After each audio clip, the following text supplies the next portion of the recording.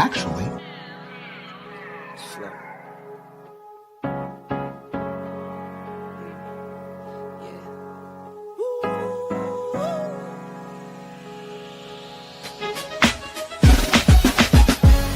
Yeah, I'm watching the rise, and I wouldn't say I'm shocked, cause I'm hardly surprised. This one's for the ride, this one's for who knew I'd make it, just needed some time. This one's for my wife, could've left 1,000 times just so by my side. This one's for the grind, I knew it would happen, just had the strength in my mind. It's the Travel OG, and welcome to the Black Manosphere Conclave 5.0! We got started in 2021 in Atlanta, united in the pursuit of excellence in all things. It's been one hell of a ride. Can I tell you what's on my mind? 'Cause I've been thinking about it for quite some time. Hey, can you give me a moment to declare my love? Can I tell you what's on my mind? We're now focusing more on opportunities for men, in particular passport bros. Guys who go abroad, they want to have a different lifestyle, they want to have a different achievement abroad. Oh yeah, there's without a doubt the narrative has changed for us greatly. I just finished speaking and having a chance to tell individuals about how to live the American dream outside of America. And I was here to help so many men when it comes to understanding what they need to do in order to relocate. With the political climate, things that are happening worldwide, guess what? Nobody's coming to save us. So it is indicative that we all bound together, tighten up like a fist, and strike a mighty blow against everything that's fighting to stop us, man. It's nothing but good, positive people, good, positive energy with one goal in mind, and that is to make money, get the hell out the Matrix, and enjoy your life. You dig? So shout out to all of y'all. Theme music. Yo, what's going on, y'all? This is your man Marcus A. Brown, and I'm here to tell y'all that I just got done with my first consultation with the brother Andre of Love Crossing Borders. I just wanted to give him his praises. I need y'all to do two things if you haven't already. If you haven't, subscribe to his YouTube channel, Love Crossing Borders. Also, if you are going to Colombia, if you're thinking of going anywhere, traveling internationally, please consider booking a consultation with the OG Andre of Love Crossing Borders. You will not be disappointed. And y'all, get in tune with him if you haven't already. Tell him MAB sent you. Peace. Where are all the black men? And I'm not talking about the scammers, the drug dealers, the robbers, and the crooks. well, actually,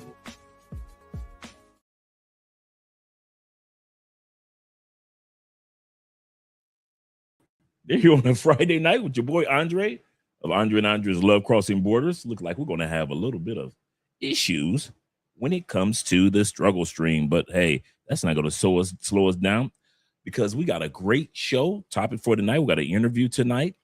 Shout out to all you guys with a brother who wants to share with us his side of the story of what's taking place.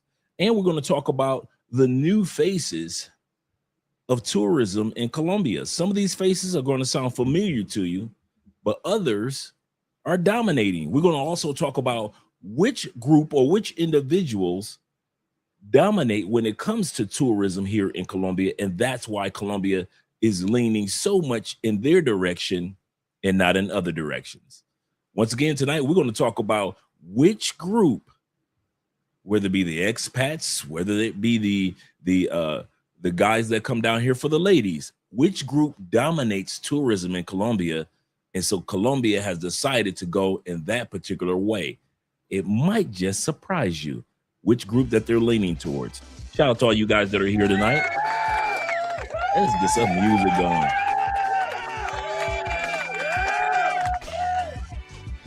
There we go. Let's get some shout out music going for you guys. We're just going to be waiting for our guest to show up. We had a really good show last night, man. Shout out to our girl once again, Mariah Sincere. Make sure you guys subscribe to her YouTube channel, Instagram, her as well as TikTok. Make sure that you subscribe there as well. She has great content over there as well.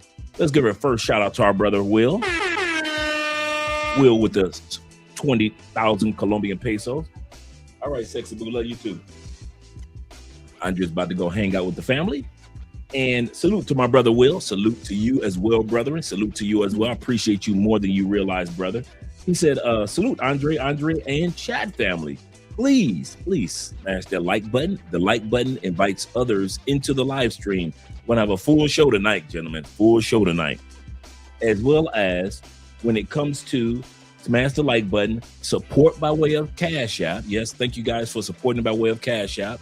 We're able to do a lot of things faster instead of waiting for you guys to lose 40% of whatever you donate by way of super chats. But thank you also for super chats. Thank you for supporting the channel. He said, keep it classy during the interview, gentlemen. Yes, please. Thank you very much, Will. Thank you for saying that. I know a lot of us are going to have our comments, our 2 cents, in other words, tonight.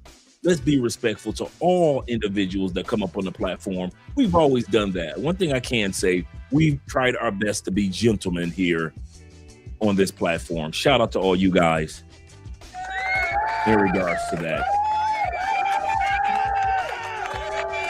Correct. Use your critical thinking and respect. Be respectful. Absolutely correct. I like how you put that, Will.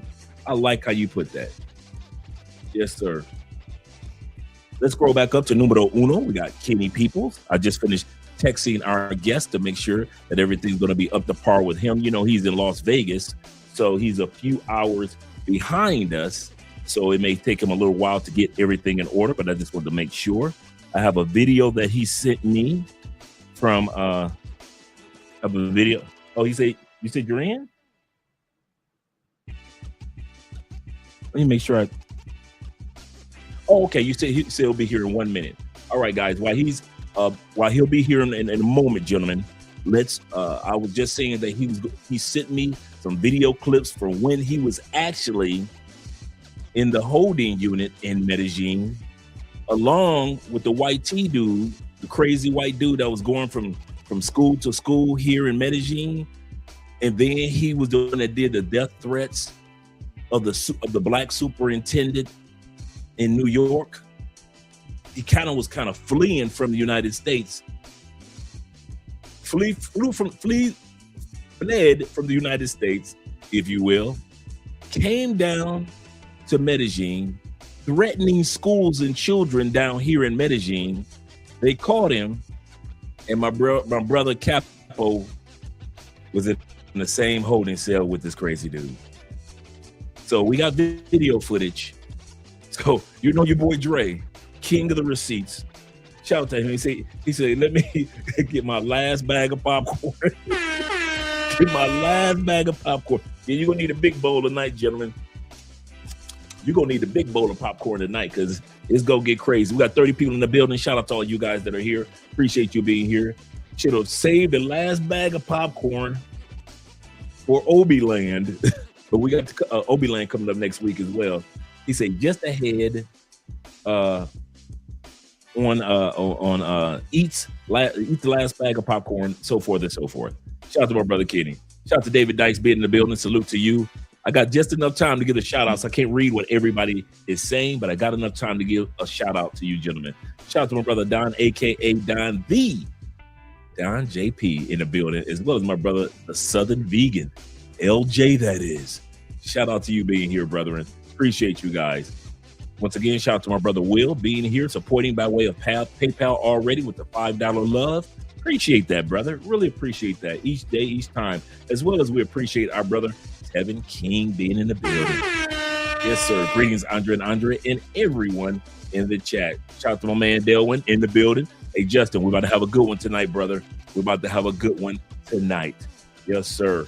We're going to let a brother clear some things so we'll all know the truth about what took place and some of the things that may have come to mind for him. So, yeah, definitely. And if you guys have any questions, make sure you put it in the comment, put it in the chats so we can get to them. All right. My brother's here already. Shout out to the last person I'm going to give a shout. I'm going to do 3 more shout outs. because my brother has just gotten here, and I just want to get to him. I don't want to hold his day up. It is still daytime where he is in the wonderful city of my Raiders. Shout out to my Raiders, Las Vegas. Yes, sir. Yes, sir. He said, yo, Dre, Mr. and Mrs. Spence, good afternoon. Shout out to you, Jay Cason. And IMF is in the building. And the last person I'm going to give a shout out to, and blame it on my head, now my heart, is my brother, Charles. They're in Mexico. Shout out to Charles. But the last shout out I'm giving is to all you guys that are here for this particular live stream. We appreciate you gentlemen being here. And we appreciate you guys being, just like Will said, make sure we keep our comments respectful. We have 2 cents to share. Okay, cool. But make sure that you always be respectful with any guest here. And one thing I can say about this channel, we have always held that to our chest, man, being respectful to each other. In other words, like AMSM, a man supporting men. Shout out to all you guys here.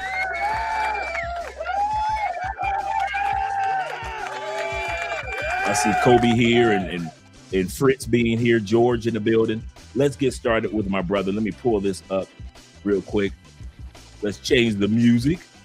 Yo. Yeah, hey, brother. How's your day going? Still daytime where you are, huh? Yeah, it's still daytime. Well, we wrapping up. It's 5:30. Okay, slowing down then. It's slowing down. How's your day going, brother? It's going beautiful, man. It's going beautiful. You know, good to be back home. It's always good to be back home. I've been gone for so long. You know, at the end of the day, I'm always happy to have an excuse to come to Las Vegas. You know, being deported isn't that bad when you're going to Las Vegas. You know, it's like, oh no, Las Vegas. I'll take that. To Vegas. Oh, no. Oh, no. Quite a few of us are going to be in your city for the Black Manosphere Conclave this September, the first weekend of September. We have the Black Manosphere, a black tech event, if you will, every year for the last 5 years. This will be year number 6 of black men coming from all over the country, really all over the world, because I'll be flying in and I'll speak there. This up and coming year is going to be the first weekend of September, like it always is, and it's going to be in Vegas. So I can't wait to do a tour of the stadium. Yeah, the stadium's beautiful. Like right around the time when I left to move to Colombia, the stadium had only been at that point maybe like a year and a half, maybe close to 2 years old, but it was still pretty new. Best stadium I've ever been to, for sure. Wow. I can't wait. I already know what when they do the daytime tours. So I got all that set up, and so I'm ready. I've been a Raiders fan since I was 12 years old in the 80s, man. Yeah, the OG. The Vegas Raiders, you know, they're an implant team, but, you know, it's all good. There's still the same energy, still the same love. And Las Vegas is nothing but California transplants anyway, so everybody, you know, is pretty much from Cali. Oh, there we go. Like I said, I'm excited. I'm about all my gear, apparel. Guys have brought me down jerseys down here to Colombia from Vegas whenever they go. So I've been able to get hats from up there as well as jerseys, but I'm looking forward to seeing all of it for myself this September. Well, I don't think I'll be here still, but if I am, I got you. You know, I got you. I got the connections either way. I got you. Deal. Okay, let me ask you this. I was going to say, you know what? We're going to save this to the end because you and I already discussed the direction that we're going to take it, because you just said that you're not going to be there, but we'll talk about that towards the end. Yeah, no problem. Let's talk right now about what we guys, the foundation that we're going to use, in which me and my brother discussed, is we're going to talk about his travel past, his travel present, in which most of us have heard about, and then we're going to talk about the future of his travels, because one monkey, one country don't stop no show. In other words, based off of what we say in America, one person doesn't stop a show, and so our passports can be stamped in more than one country. So we're going to listen to what he has to say in regards to the future plans of travel that he has. Let's get started, Chill, when it comes to some of the places that you've already gone to. So that is a detailed story, just because my mom was in the military. So I'm a military brat. I'm a military veteran myself. I was in the Air Force. So, you know, I got to see the world Since basically day one. I had a passport since day one. Original passport, bro, since 1984. And There we go. you know, so I've been seeing the world. You name it, Portugal. The first country I ever went to was Portugal. I was in Portugal first. From Portugal, we went back to New Jersey. I was born in New Jersey originally. And you know, my mom just was on this thing where she just didn't want to stay put in one place. So every time they offered an assignment, she took it. No matter where they offered it, she took it. So I've been to Japan twice. I went to high school in Aviano, Italy. That's like an hour from Venice, Italy. Okay, Kobe. Everywhere, man. Panama, all up and down Latin America. So, you know, and then about 7 or 8 states in between those different international spots. Texas, VA, North Carolina, California, Las Vegas, obviously, Jersey, Florida. You know, I just bounced around. So you've always been able to know, and basically it's in your DNA. Traveling is in your DNA. Yeah, 100% since day one. You know, first airplane flight I ever took, I was 1 year old. Oh wow! So a lot, and that's the amazing part, because a lot of people make the mistake of thinking that maybe Colombia was the first place that you'd gone to, and even based off of the video clips that you sent me, you mentioned going to Japan. So that's when I realized, I said, this brother has a story to tell just based off of some of his travels. Can you name off some of your favorite spots that maybe some guys might want to go to? Everywhere has it just depends on what you're looking for, what you're trying to do. My favorite place that has nothing to do with partying or anything like that was probably, I say, Greece. Greece was probably the most beautiful place that I've ever been to. I did my wedding out there when I used to be married. I got married in Greece in Santorini, so that was really some boss background and vibes out there. I like the Philippines a lot. I mean, a lot of guys shoot for the Thailand and all that, but while I was on that side of the world, I used to hit the Philippines a lot, and I enjoyed it. I thought it was a beautiful place, great islands. The food is incredible, and the language barrier isn't that extreme, just because, you know, in the Philippines, they do speak English also. So I liked it out there. Romania is a sleeper place. Slovenia is a sleeper place. Love black men in Slovenia and Romania. Like they rock with us heavy, even though you don't see it on the internet. When you land, you'll understand. There you go. There you go. Let me ask you this, because what I'm trying to do is lay a foundation so guys will understand who you are, because we all basically know you from your informative content on social media. So a lot of guys don't know this side of you, as far as like, wait a minute, this is not my first rodeo, gentlemen. I've been doing this.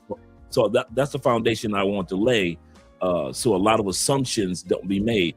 A second assumption that I didn't want to be laid is that people assume that you're just a party traveler. And that's another reason why I wanted you to not only come on when you reached out to me, and I appreciate that.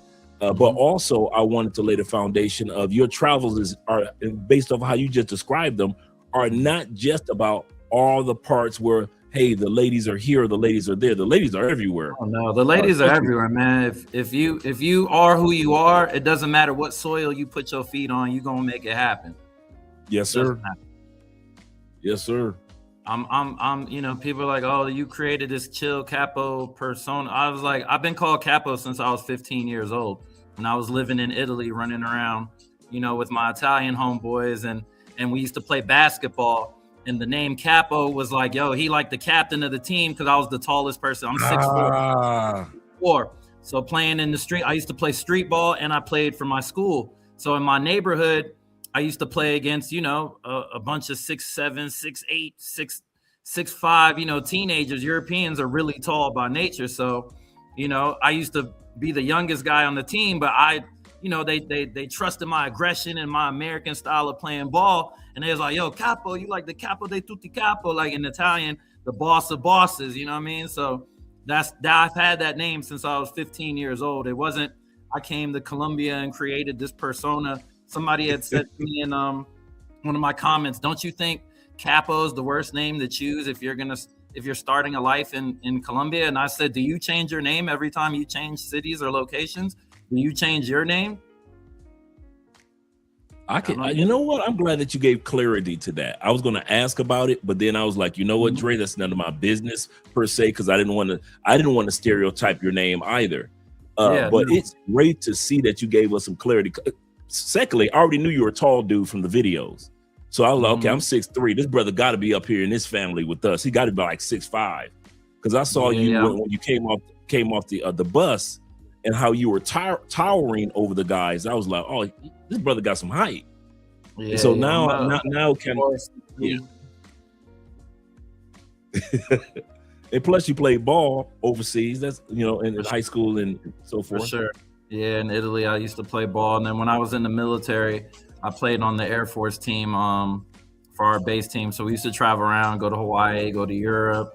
We used to go to Japan all the time and play in the different tournaments and stuff. So, I played ball up until like age 21. And then I seen professionals blowing out their knees and all sorts of crazy stuff. And I caught like a little hamstring injury. And I was like, I'm done. Because I'm not getting paid for this like that. So I'm cool, man. I just focus on getting to the money after that. Other than English, what language would you say that you're most fluent in? Probably would be Spanish. My mom is from Panama, so I grew up with Spanish in my household a lot. My mom is Panamanian, and my father's Jamaican. But the crazy thing about all of this, my grandmother is Colombian. My grandmother is from Cartagena. So all of the comments and all the backlash, gringo, get out of our country. I'm like, yo, es en mi sangre también, yo. No soy, you know what I'm saying? No soy gringo. You know what I mean? Right.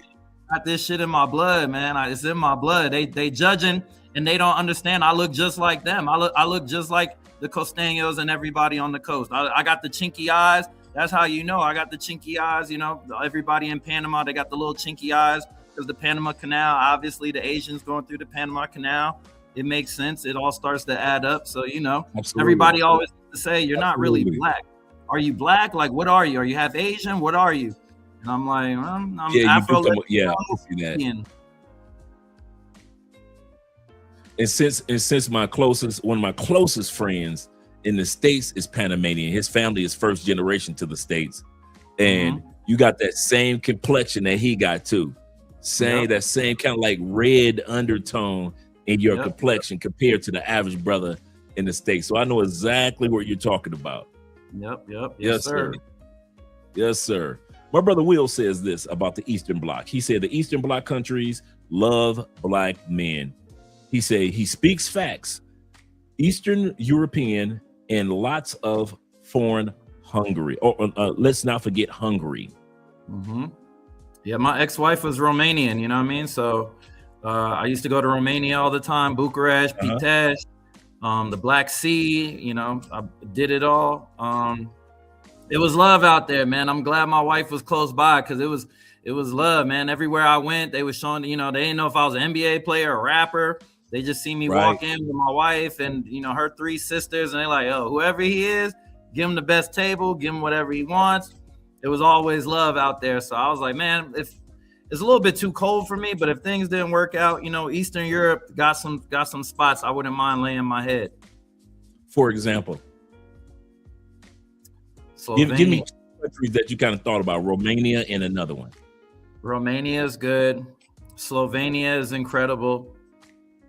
It's very well slept on, a little quiet, small spot, but it's incredible.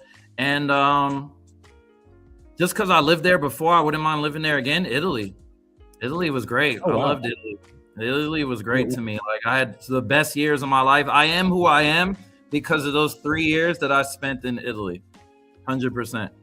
Wow, that's what Kobe Bryant said. All his friends were in. He said, all my true best friends are in Italy, not the States. He said, I appreciate the States. He said, but my real friendship and my real childhood is in Italy. My wife's family, my wife has a lot of family from Colombia that moved to Italy. And so we went to Spain and France and UK and a couple other countries a couple years ago. But next year we're heading to Italy for a while. Wow, Italy's great. Northern Italy or Southern Italy? Northern. They're up there in the cold. Yeah. I was in the north. I don't know. I like Southern Italy. Southern Italy is a vibe. Like that's more. It's kind of like if Northern Italy is Medellin, Southern Italy is Cartagena and Cali. Yeah, and that's kind of how I took it with Italy and Spain, because I'm coming from Florida, so I ain't trying to be up north in the cold. I'm born and raised in Detroit, so once I got out the snow, I ain't trying to go back to the cold like that. I'll visit, because it was close to because her family is close to where you can get to Switzerland and you can get to Germany, like that. That's how close up north they really are. Right. And but I was examining, like, what if we lived in Italy or in Spain? And I'm looking in the, like you said, in the south, because it's warmer and it does have a different type of vibe and the energy about it compared to northern Italy. 100%. I definitely like the weather better in the south. It's definitely a little bit warmer. Get a little bit of light snow up north, but nothing crazy. But still, it's just cold enough that it's like, yeah, right. If I have a choice, I'm going with the heat all day long. Same thing with Portugal. I was looking at southern Portugal while everybody else was like Lisbon. I'm like, but I know it has its chill moments like Bogota. And so I'm like, let me see what southern Portugal is like compared to, the mid or the northern parts of Portugal. Some areas are just cool to visit, not necessarily to relocate. What brought you to Colombia? Let me ask you that. Or was Colombia not your first South American country? Maybe it was a different one. No, like I said, I've been to Panama when I was younger, coming to see my family. I never really got to connect with my Colombian family members, but we had spoken through like cousins and stuff like that before, communicated, but never got to actually link with them. What initially brought me to Colombia was I went to Cabo for my birthday, for my 35th birthday. I think it was my 35th birthday. Went to Cabo, group of friends, and we just spent a ridiculous amount of money. And granted, it was a great time, had a good time. We brought some lady friends with us from Vegas and LA, and, we all just kicked it in a mansion, and, it was all good. It was good, classic, birthday vibes in Mexico, nothing wrong with it. But we were just like, man, for the money that we spent, I don't know. I don't know if Mexico is it. Like the next birthday got to be somewhere else. So my other friend, it was his birthday the following month, this February. We're in February. I was born in January. So he was like, hey, bro, like, let's just go to Colombia. And I was like, okay, why not? I never really heard nothing much about it. I knew I had some family ties out there, but it wasn't really on my radar of like to do right after Mexico. But he just insisted, and he came with me to Mexico. So I'm like, shit, I'll return the favor. Let's do Colombia. And he was like, Cartagena or Medellin? I'm like, man, I feel like everybody only talks about Cartagena. I never see nobody talk about Medellin. So let's go to Medellin and let's see what the hype about. We like Narcos and all that stuff. Let's go see if it's really like that. Let's go see if it's like that, because Narcos held us down all through COVID. So I was I'll see if it's still like that or not.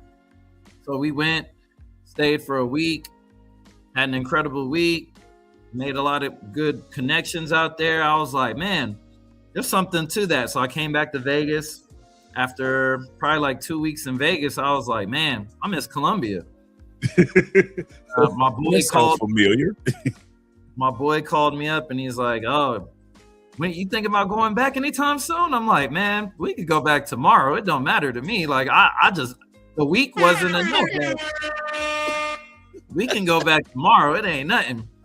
Copa Airlines, baby. I'm a gold status member. Let's run it. I kid you not, man. I told dudes, man, when I got back after crying on the plane, mind you, and I'm going back to Tampa. I'm going back like you, going back to a really nice city. Right. And man, I'm sitting up there. I told guys the other day, I sat back and I was plotting I didn't want to talk to nobody. I didn't want to be bothered with anybody. I spent my time plotting for my next trip back to Colombia. And I've been to a lot of countries, but it was the first country that I sat back and I said, yeah, let me get ready to head back real quick as soon as possible.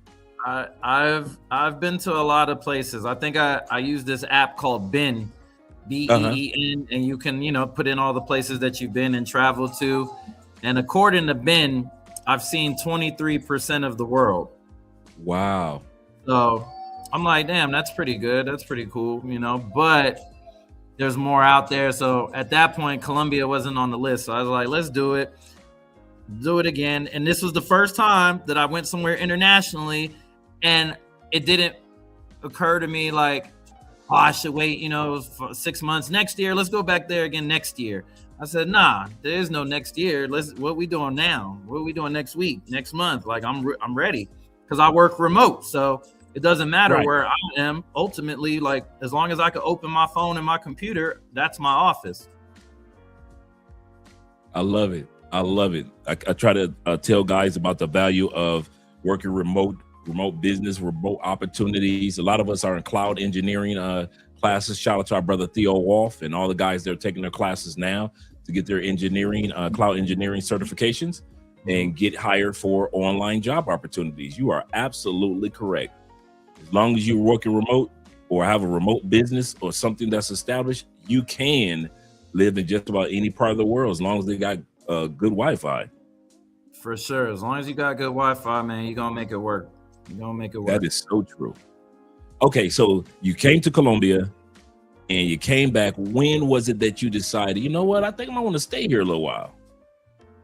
So initially, the first trip was 1 week. A month later, the second trip was 2 weeks. I took 2 months back in Vegas, was just working. I own a media page, Las Vegas Scoop. It's a big media page in Las Vegas, the TMZ of Las Vegas, similar to what you see, what you see in Medellin, and we'll get into that later, I'm sure. But so I was locking in a couple of big deals with that situation, so I couldn't really leave and be gone. I had a lot of sponsorship meetings, stuff like that. But in the back of my mind, I'm like, I got to get back to Medellin. I got to get back to that. I got to get back to it. You know, I'm like, there's something there. I don't know what it is, but I see a lot of open lanes. I see a lot of opportunities. I see a lot of business that can be conducted there, because Medellin is 15 years in the past. True. Give or take. It's about 15 years in the past when it comes to a lot of different industries and a lot of different aspects. So if I'm from 15 years in the future, what is it that I know that I can do or provide that isn't currently already happening in the city? And that idea is what kept me up late at night. And I said, you know what? I'm gonna go back for a month and figure that answer to that question that I have for myself. I stayed the whole month. I said, if you're not tired of it after a month, if you don't see any business opportunity here after a month, leave and just keep it as a vacation spot with the guys. You know what I mean? Keep it simple. And after that month, I called my mom. I say, yo, Mom, I know you want me to go to Panama, settle down in Panama, get a Panamanian girl, the whole nine. It ain't happening. Colombia has just obtained my rights. So okay. That month made it a sure thing that I'm here, or this is where I'm supposed to be, at that time. Let's talk about for a split second before we go any further with Colombia, because just from talking to you for the guys have told me this about you. I'm gonna say this while I got you. A lot of guys have said that they've had a chance to meet you or talk to you, and they said whatever stereotype that you think about this guy is not what you'll find out. He's completely opposite of what you would assume about him in real life. He's a really cool, down to earth brother. And I just wanted to give you some appreciation in regards to that, because what I want to talk about now is, do you come across people that stereotype you? I mean, I understand in this segment and moment of time, people are stereotyping you, but is it commonplace in Colombia since you've been here, or even anywhere else, that people assume one thing about you, and then when they get to know you, you're completely opposite of what they think? Oh yeah, that's literally every person that I've come into contact with, that if they met me through the internet or social media, their perception and their idea, because everything on social media, you know, I am who I am, but the social media is like a curated version of me. You know, there's Capo and then there's Steve, you know, so when you meet me in person, you're having a conversation with Steve right now. You know, you're not talking to Capo, chill Capo. You know, this is Steve talking to you guys, Andre, and the internet. So that's why a lot of people misinterpret what they see online about me, my energy, how, you know, confidence is sometimes misconfused for arrogance, you know, and I've been around the world. I've you know, been with people with money, and I've slept on the floor in certain situations. You know, I know what it's like to ride in $1 million car, and I know what it's like to sleep on a concrete floor with roaches. You know, I've had both situations happen to me multiple times in life, and so knowing that you can go from here to here, and that kind of just keeps you with a level balance, you know, because you never can get too high off the winds, and you can't get too low off the lows, you know. True. That is so true. That's how it's kind of funny that you would say that, because that's how I try to live my life, with that same mantra of, you know, if things going great, okay, cool, I appreciate it. But if things are going bad, I only know that's a season in time, so I'm not going to really let it throw me off. And so I understand exactly where you're coming from in regards to that. And let's get back to talking about Colombia. So you came to Colombia. When was it that made you say, okay, Mom, I think I found my spot? When was that? 2022, 2023? 23. I made the jump. March 2023. I made the jump. I stayed all of February. Right after my birthday. And I was like, man, there's no point in coming back. So I was having friends in Vegas that were coming to visit, just bring me a suitcase. Like, yo, go to my house, grab some more stuff out my closet, grab this, grab that. Bring that with you when you down here, and I got a beer for you. So all my friends were like, all right, cool. 4 or 5 friends flying in. Everybody bring an extra bag. Appreciate you. I got you on the beers, whatever you need. Dinner on me tonight. And they brought a suitcase one by one. And, you know, so little by little, I just slowly migrated my things from Las Vegas. The important thing is I'm in my house right now that I had. I never sold my house. I still have my property. It's a beautiful property, 4 bedrooms, garage, pool, jacuzzi. I didn't get sent back to Africa. I didn't get sent back to any struggle. You know what I mean? I was successful here. A lot of the misconception is that people come to Colombia because they couldn't hack it in America. They wasn't good in America. They weren't doing what they do here that they didn't. I did it bigger and better in Las Vegas. You know what I mean? So that's all. That narrative has always just been a narrative that irritated me, hearing like, oh, you had to come here to get girls. You had to come here to live a better life. You had to come. They don't know, man. You don't know. I agree with you 100%. They don't know. 100%. And I often say, and on this show, when they try to sit back and try to say, well, you were losers back home, so y'all couldn't get ladies, I say no. The problem with American women is we can get sex and sexuality, but then you ask for any other qualities, you can't get it. That's what caused men to start traveling. We could get sex, we could get sexuality, as her putting on skimpy outfits and competing with other chicks. But when it came to true indoor domestic qualities that we were looking for, it's not commonplace in our country. So we can get all the sex we wanted. And so I think the misconception that American women try to sell to foreign women, that we couldn't get them, we couldn't get them at all. And that's far from the truth. I'm running through them state to state. I'm all in San Francisco running through them, Atlanta. I'm everywhere. Be more, Tampa, Miami, all up in the D, all in Cleveland. I'm running through them, especially because I rode motorcycles back in the day. So I'm going to all these bike events across the country as well, South Myrtle Beach. And so I'm just like you. I never liked that stereotype that women from the States threw out there to the rest of the world. Those guys are losers, and they don't have this and they don't have that. Well, in order for us to be able to travel the way that we do, we'd have to have certain things in order anyway.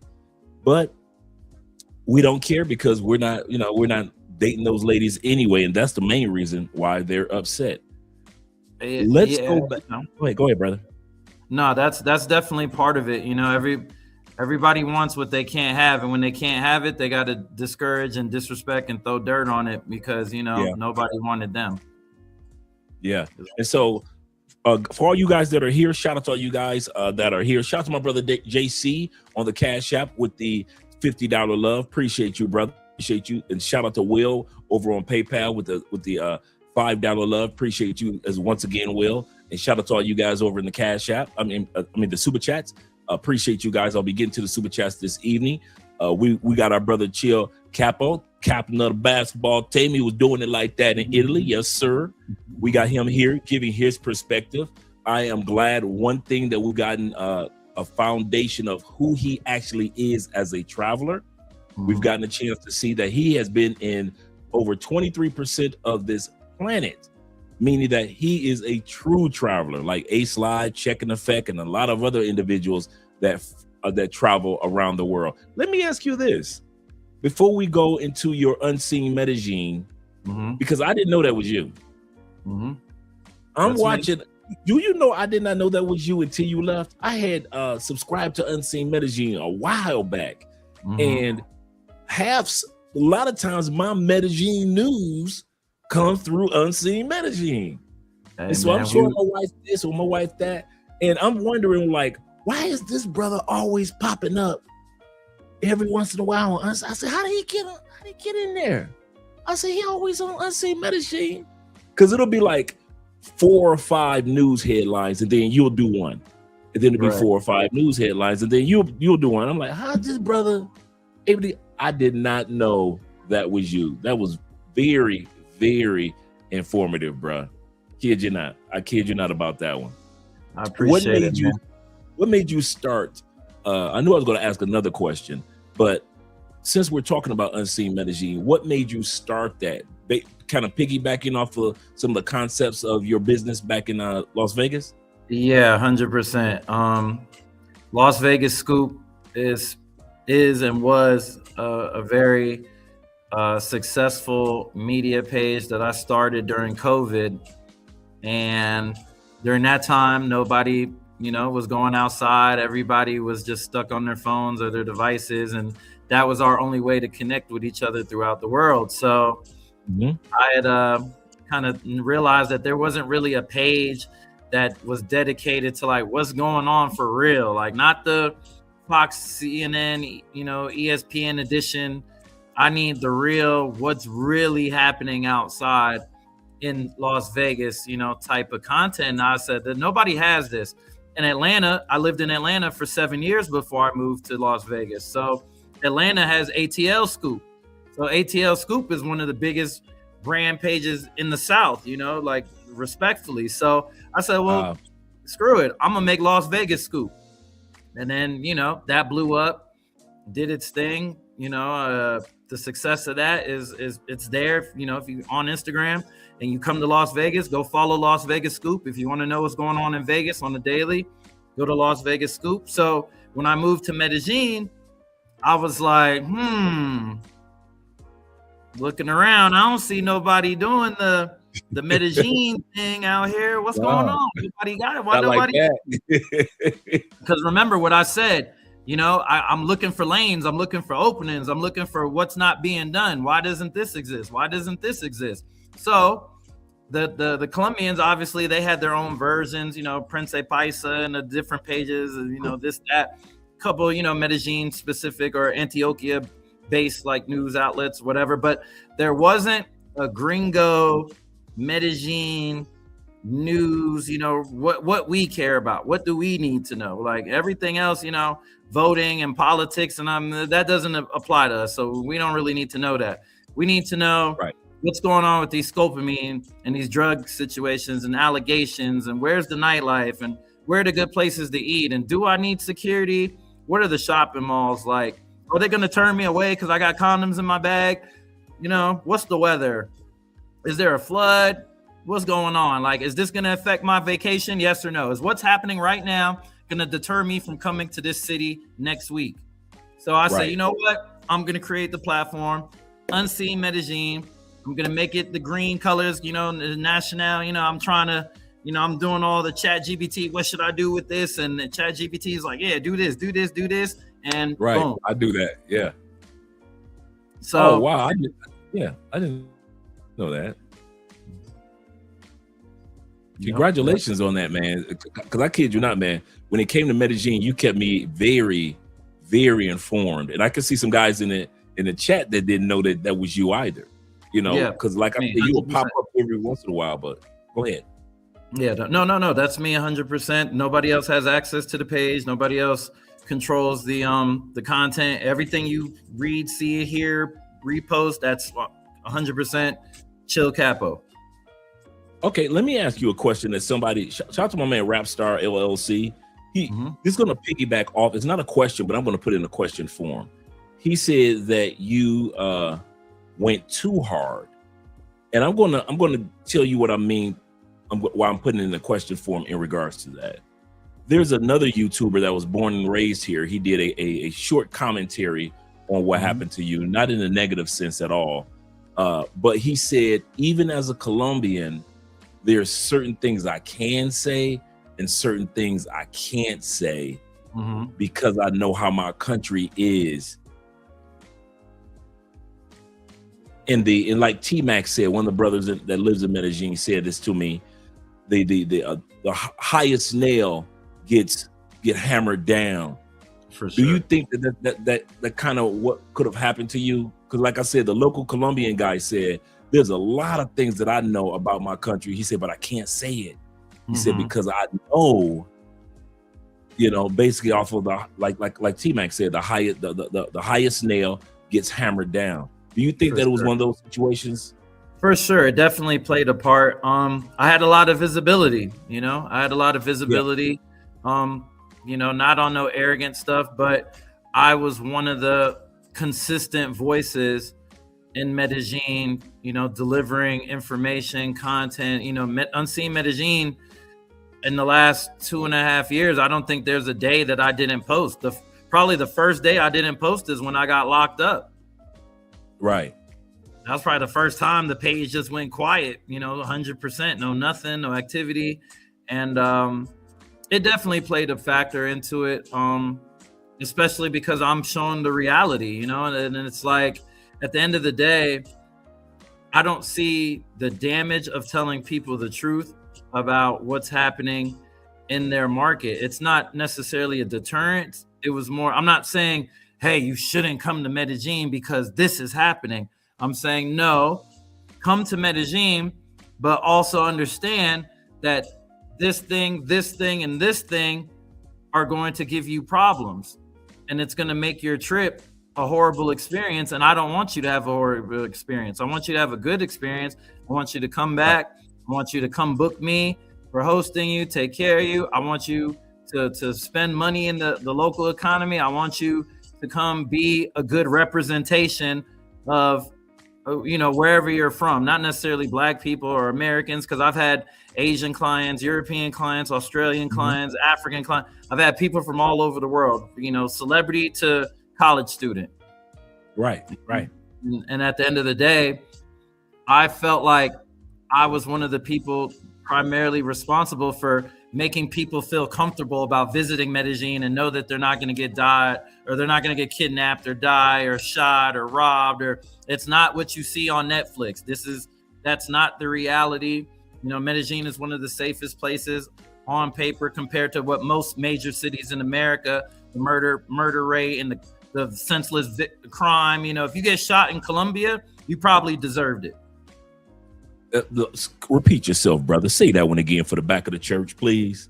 If you get shot in Colombia, it's because you deserved it. Because bullets are Yes. hard to get. So if someone put Thank one you, in your ass, Pastor. it was supposed to be there.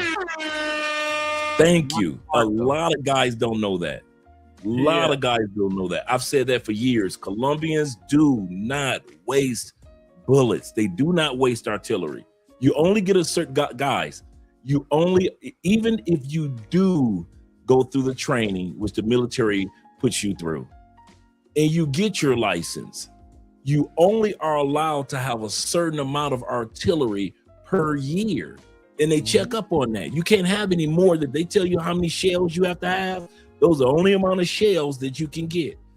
So when we say Colombians do not waste artillery because they only get a certain amount a year, he is 100% correct. And also, if you get got with some artillery, yeah, usually there's a story behind it. I've said that for years. Usually there's a story like she cheated or she got caught doing this. That's why Colombians, when something happens to a Colombiana, they be like, well, what'd she do? Why? Because Colombians do not waste artillery. That is 100% correct. No, you definitely earned that bullet. There's nowhere to go buy more. You know, it's not like America where you could just go do your thing, and it doesn't work like that at all. But you know, not at all. Not at all. Not at all. And that's what makes it, like you said, that makes it a little safer compared to, you know, where I'm from, Detroit. You know, they gonna take what you got, and they still gonna be, you know, put one of them hot balls in you. So you ain't try to deal with that mess anymore. I've yet to hear of a drive-by shooting in Colombia ever. Or kids at some kids' school. You ain't heard that. At a picnic, at a church, at an exodo, none of that. And so when we sit back and we stereotype a country and not realizing how much safer that country is compared to our home country of the United States or Canada or, you know, wherever it may be, you start to realize, yeah, I do have a little bit more freedom. I may have petty crimes like in Europe, petty crimes, but it's not as bad as just straightforward deletions as we got to deal with back in the States. Right. 100%. Yeah, absolutely correct. Okay. Let's continue on. So we're in Cartagena. Speaking of, what other cities had you gone to? In Colombia? Yeah, just a visit. Cartagena, obviously. Barranquilla, Bogota. Where else have I been? Those are the main ones for right now. Cali was definitely on the list. Okay. It was supposed to happen. I'll just say it like that. It was supposed to happen very soon. I had already started looking into it. I reached out to a good friend of mine that does hosting out there too. He's like, yo, I got you on. And it was definitely this summer was going to happen. Yeah, man. You'd have loved Cali. You would have loved Cali. I hear a lot of good things about it. And, you know, most importantly, I'm not scared. I'm not scared. People are like, oh, you shouldn't go to Cali. You know, you know, people always try to project their fears on you and make you not want to go somewhere. And I'm like, bro, the same people told me not to move to Medellin. I could slap them right now. Like, what do you mean? Like, so I don't listen or take advice from anybody who walks in fear. I'm a God-fearing man. Whatever's going to happen to me is going to happen to me. Amen. God has gotten me this far in life, and he going to take me to Cali and let me have some fun too, God willing. But it didn't happen. Amen. The funny part is, it's like, because, you know, Colombia is broken into 5 regions. It's almost like each region is jealous of the other region. You know, it's almost like a healthy jealousy. But, you know, the people in Cartagena, like, why you going to Medellin? The people in Medellin are looking at you like, why do you go? Like, I tell guys all the time, when they come to Cali, expect an argument from your girlfriend, because women in other regions do not want their men, I don't know what it is, they do not want their men to come to Cali without them. I've had brothers come down and about to get into fights and arguments with their girls. I've had one brother say, he said, my girl told me when I'm coming from Bogota, he was coming to the Afro-Colombian Festival last year. And he said, my girl told me, well, I'm never going to see you again, am I? He was like, what?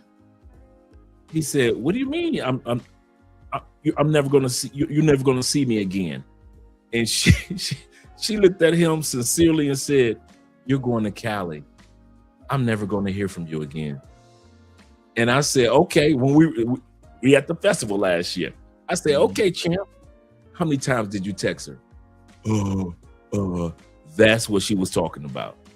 I said, "You got here to Cali with this 40% Afro-Colombian community."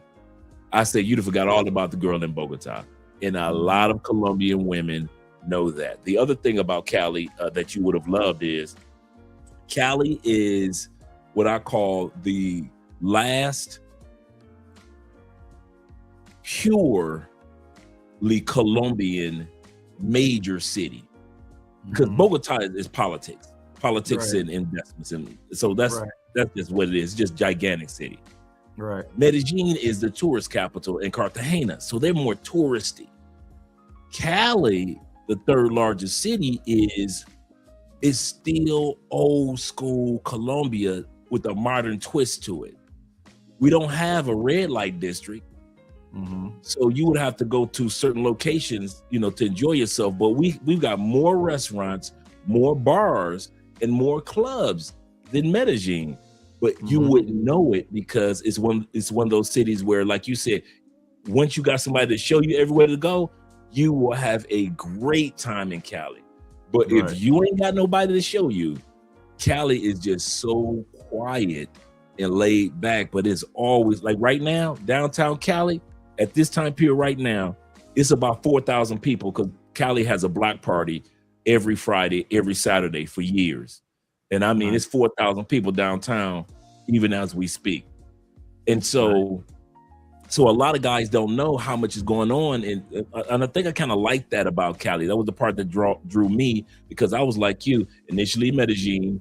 I'm singing the song, "My Country, Medellin, Sweet Land." I'm singing it. I'm singing the gospel. I'm spreading the word like Paul in the Bible, right? But when it got too touristy, and I'm being from Tampa and Orlando area, I'm like, man, I just went through this in Florida. Got out of that, right? Right. I was like, I can't do too many tourists again in life. So I started looking around, and I knew it was a Cartagena because it's just too hot for me. And I started doing my homework, and then realized that, you know what, Cali was my speed.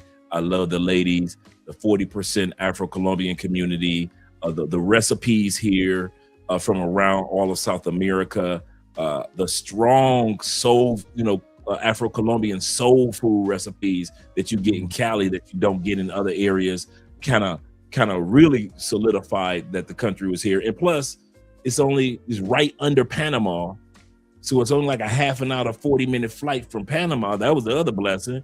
So I'm shooting from Miami or Tampa to Panama, from Panama straight down to Cali. So that's another thing that made it so easy. Our airports weren't as full as far as 2 hour or 3 hour wait. And so I didn't have to go through that. And it just made everything just a lot more easier, a lot more smoother. And it wasn't what I call tourist tarnished. Didn't have too many tourists, and still compared, even though it's the sports capital of the country, it's still not tourist tarnished compared to the amount that goes to Bogota, to Medellin, and to Cartagena. Right.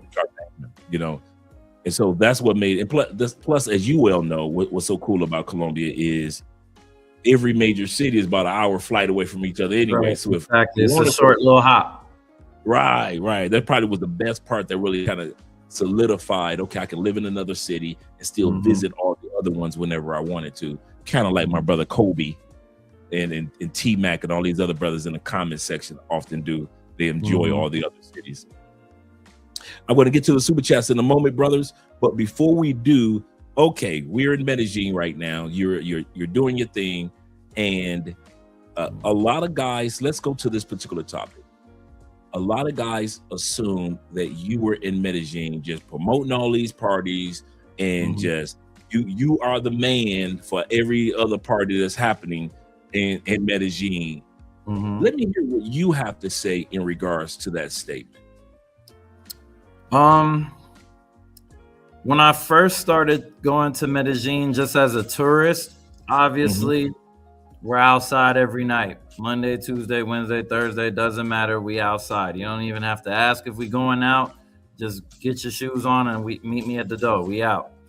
So obviously during that first year of going back and forth as a tourist, always was out. Everywhere, you know, not just the park, Laureles, Sabaneta, moving around different little spots, some little spots we shouldn't have been in Manrique. You know, probably not the best idea, but hey, I was out there too because I was scouting Medellin to see if this is actually a place that I can live. Anybody can have a good weekend, a good week, a good couple days in any city. But once the nostalgia wears off and you're tired of seeing the park and you're tired of seeing the same girls, it's not that exciting anymore. You're just living and you know, yeah, I'm out a lot because that is what my business model is, like being out and going out with people that are visiting the town for the first time. I haven't gone out in Medellin for my own personal, I just want to go out in a year and a half.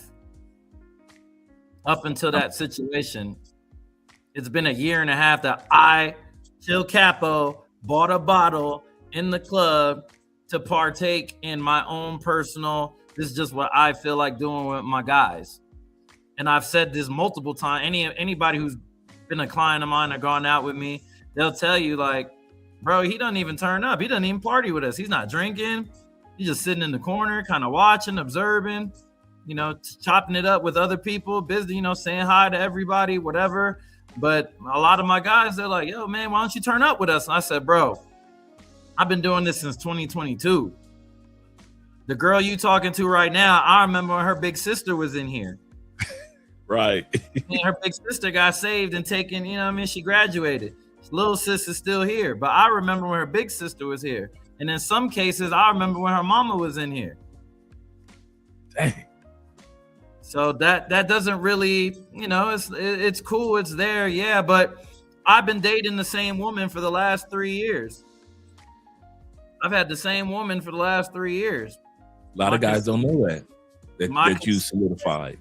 Yeah, like I got my shorty, she comes, stay with me, cook, clean, whatever. It's all love, doesn't give me no stress, no headaches, not as much, you know, all women give stress and headaches, but you know, she was to the minimum, you know what I mean? We had a good thing, you know, and so I was cool. I was content with my woman. Like I don't have to be out in the streets, you know, because ultimately them girls in the streets don't give a shit about you, fam. Like you just another lick. You just a lick. No matter what she tells you, she does not give two shits about you.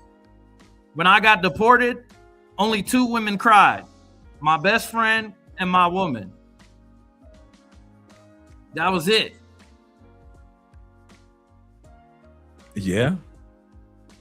It is what it is. Hey, I agree with you. I kid you not. I often talk about the value of no matter what country you go to, have at least 1 or 2 quality people or quality women in your phone in the just in case moments. Because at the end of the day, you can have 50 women in your phone. And if you ain't got 1 that's quality or 2 that's quality, just in case of emergencies, you stuck, because you're right. Most of them do not care about you. Before we continue on, I want to give a shout out to my brother T-Mac with the $10 love over on the Cash App. Appreciate you, brother. I really do. Shout out to you, Medellin men out there, as well as my brother Rap Star, showing love with the $10 love. Appreciate you, brother, for being here as well. Appreciate you. He said tuition for the interview with our brother Chio Capo. Appreciate you, brother. Let's go to the super chats real quick, and then we're gonna come back to your interview. And my man Johnny says this. Shout out to Johnny being in the building. He said props are due. I appreciate that, man. And props to my brother Chill, man. He is giving us insight about him that's not being told. The side of his story is not being told. And just from talking to him, his personality, hearing things about him being in solidified relationships, he's just like me. If you guys aren't in town, I ain't going out. I might go out to a cigar bar and have a beer or two. Some of you guys might show up in the bar and you'll see me and say, hey, Dre. But for the most part, I'll be there for maybe about an hour and a half, maybe 2. Might buy me a piece of fish to eat, pescado, and I'm gone. When you guys come to town, like some of you guys are coming to town on the next few days, I hang out when you guys come to town. But if you guys aren't in town, and I got Colombian friends, but as far as like just hanging out, just Dre on Dre time, I ain't like that. You know, like I'm like my man Chill Cat. A lot of guys know that I'm a Christian, and we have a church home here, and we go to church every Sunday. My wife goes to Bible study on Wednesday, so we like real old school, not these new school, but the old school Christians. And so I don't hit the streets, like when we first come to a country, you hit in the streets. But now I'm kind of like, this is my life. I've been here over almost 10 years, so. Mm-hmm. I'm the same way, brother. I just want to let you know that you are not alone as far as like how you maneuver and how you move in real life, other than what people see on videos, and they think that you popping up bottles and just a party guy every single weekend, but they don't know that those are moments in time. Right. I literally have, what do I have? Maybe I have 125 total posts on my social media, on my Instagram, 125. I've lived in Medellin for on and off, let's just call it 4 years. It's 52 weekends in a year. There would be a lot more content if that was the reality of my life every day, let's just keep it Thursday, Friday, Saturday. Let's keep it modest. You would see a lot more going on my social media if that was my consistent every day. Because when I do go out or when I do have events that are, something of business related or something, my birthday, something big, a big client, a celebrity client that's in town. All right, cool. Let's bring the camera out. Let's do something. Right. Let's make this movie tonight. And, just remind people it's been about a month since I posted anything party content. And then, I shifted from the party content to the education and, what people need to know and insight, because I'm watching all of these things happen in real time and nobody else is talking about it. Nobody's speaking from our POV of a Black American man in Medellin and what I'm seeing and what do I think, like I'm nobody at the end of the day. I'm just a dude with a cell phone, speaking my opinion, but a lot of people started listening to that way more than they cared about the party content, because that's more relatable and necessary information. You don't need to see me in the club popping 42 with hoes and all that stuff. Like, yeah, all right, cool. Like, all right, I see what it's like out there on the party vibe, but am I gonna get shot, kidnapped, robbed, stabbed? What's going on, Capo? Tell me something. Right. You know what I mean? Right. That's when I got turned on to your content. Because as you say, it was more relatable to the everyday man that was traveling or relocating or here and could keep up with what's going. If your content was just all party, it probably wouldn't have caught my attention. I probably would have noticed, okay, it's a brother down there. Okay, have fun, brothers. Be safe. And that would have been my mindset and just moved on to the next content creator. You've been scrolling, right? But because you were putting stuff out there, it was as if I was watching news clips. That's why I say I didn't even know that was you with Unseen Medellin, because I'm watching it every day. I'm scrolling through it like it's news footage, because that was my Medellin news. Right. Other than the newspapers, and the periodicals and the also the newsletters that they put out. Other than reading those, I was mainly going to your content. Like I said, I didn't know that was you, but excellent work, man. Really, really good work. I appreciate it, brother. I try to get my journalism on it, you know what I mean? With it, stay impartial, but accurate. Like that's all. I was just trying to be as accurate as possible, and that's what bothered me with my situation, because it's like I do this too. I come from this too. I know how to do this the right way. I know how to do this the sloppy way. I know how to do it the partial way. I know how to be impartial. And right now, in this time and space, I'm watching an entire country destroy me without taking the time to say, hey, let's just talk to them real quick. Let's ask them some questions. If they're worried about the language barrier, whatever, I mean, I can communicate decent enough in Spanish, but there's ways around that. There's ways around that. You can get my side of the story in print if you don't want to do it over video. There's a lot of ways that we could have did it. And I'm sure every major news publication that was posting me has at least one person that speaks English. So that's a good point. I just felt like from a journalism aspect, Colombia doesn't really care. They don't give a shit about the other side of the story. They never ask what the other person, why did this happen? Why did you do that? Why did you say this? But there's never the, reach out to the other side and try to get some clarification on certain things. It's just, okay, this foreigner, he did this. Whatever they say he did it. I don't care if he did or didn't. My news says that he did it. My mayor says that he did it. So he did it. Do we not do that in the States? 100%. That's the unfair part of life. I often say, I said this yesterday, life ain't fair. They try to make it at least somewhat fair for women, children, old people, pets.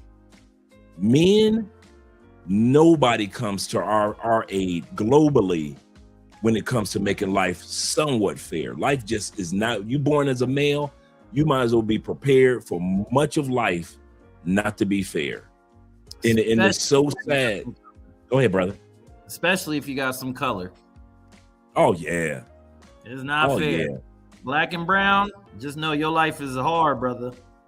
Yeah, so true. Let me go to the rest of these super chats, and then we're going to talk about your experience. I got the videos that you sent me with the photos and everything.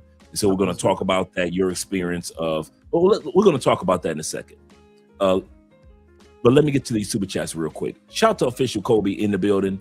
Appreciate you being here, brother. Kobe said, "Salute, fellas."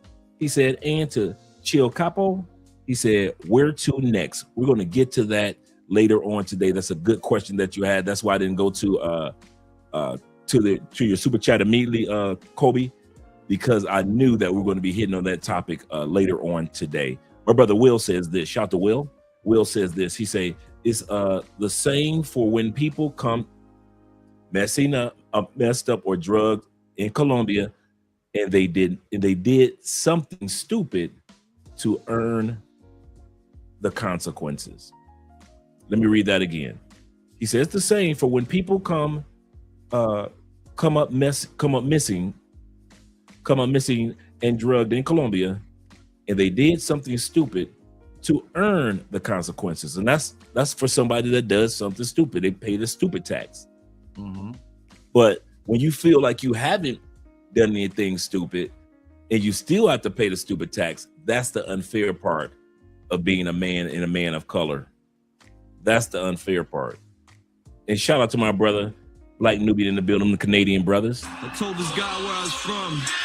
He said, "Oh, Canada." And let's get to my brother Fritz in the building. Mr. George says this with the $20 love. He said, "Great stream so far." He said, "I've got to come to Cali or come Cali through." He said, "My girl is in Medellin." He said, "That's good." Yes, I've heard brothers talk about they have gotten in full-blown arguments. Let's put it like this. I know very few dudes that got a girl in another city and they could come to Cali by themselves. Very few dudes. So you might want to tell her you're going to Bedding Hill. You might want to tell her you're going to Santa Marta. But as soon as you say Cali, they see it as competition.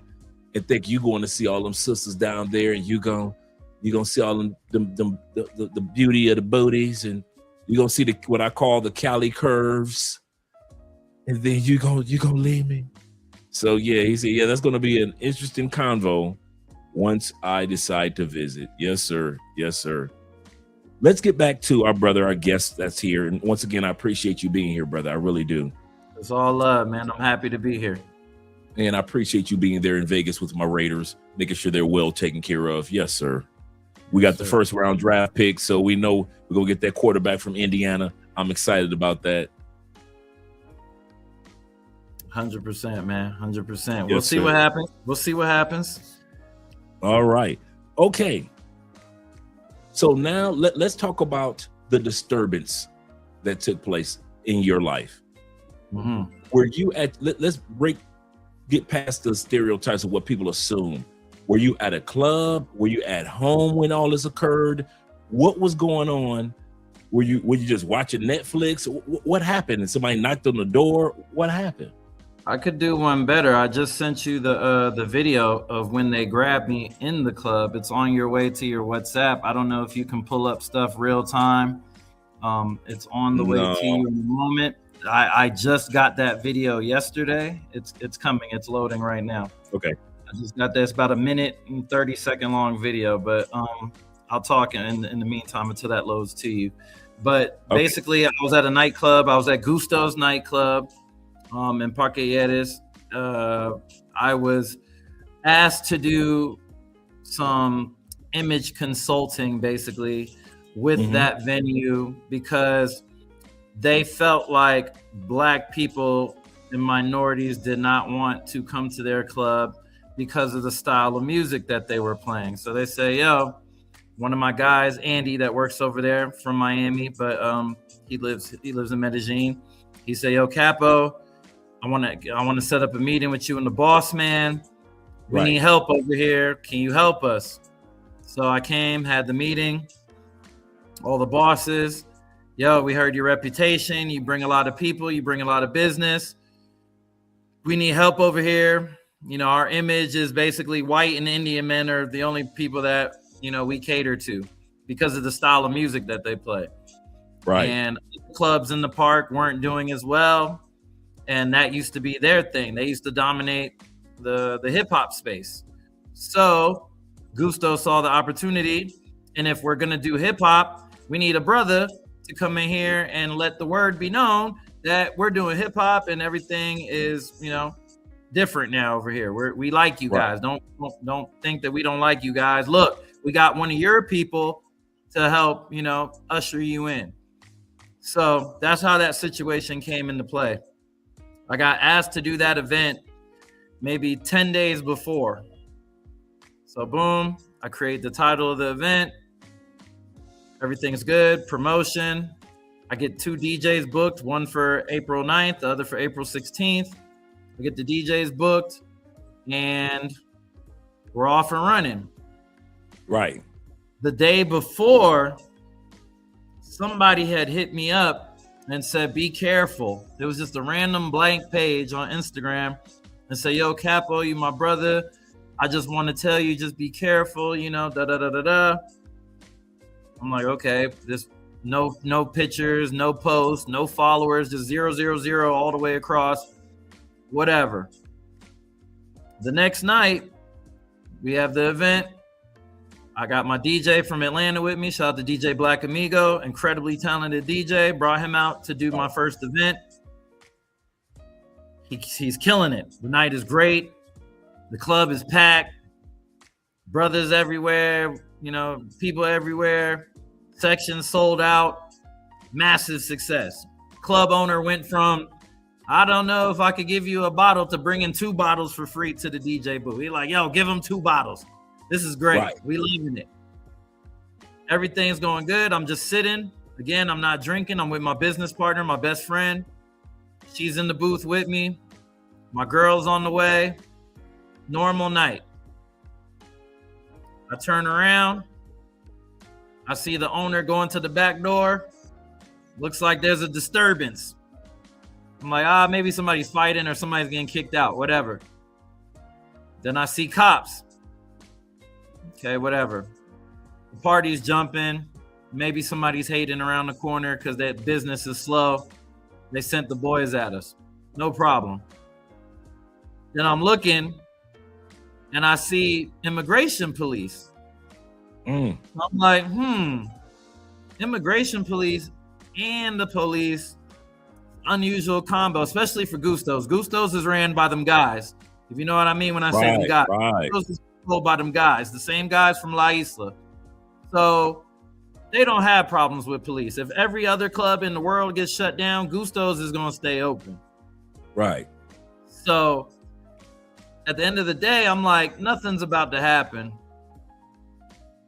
It is what it is. They asked the DJ, hey, come here. Let me see your ID. Stop playing music. Come here. I'm like, yo, don't tell them nothing. Just say that you DJing for fun. Show them your ID. You're going to be okay. You just got here yesterday. Like, cool. They check him. The cop taps me. The immigration cop, he taps me.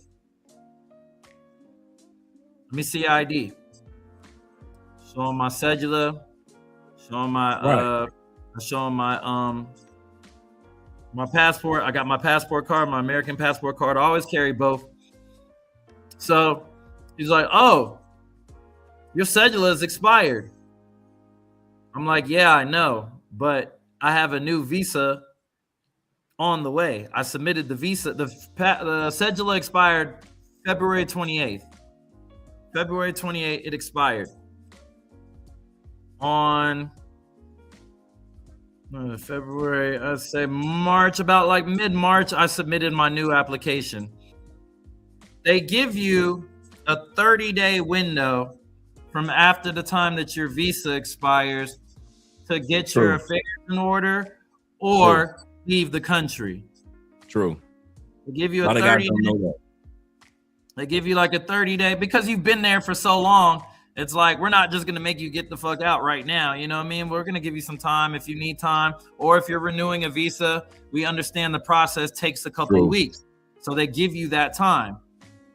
So technically, that was April 9th.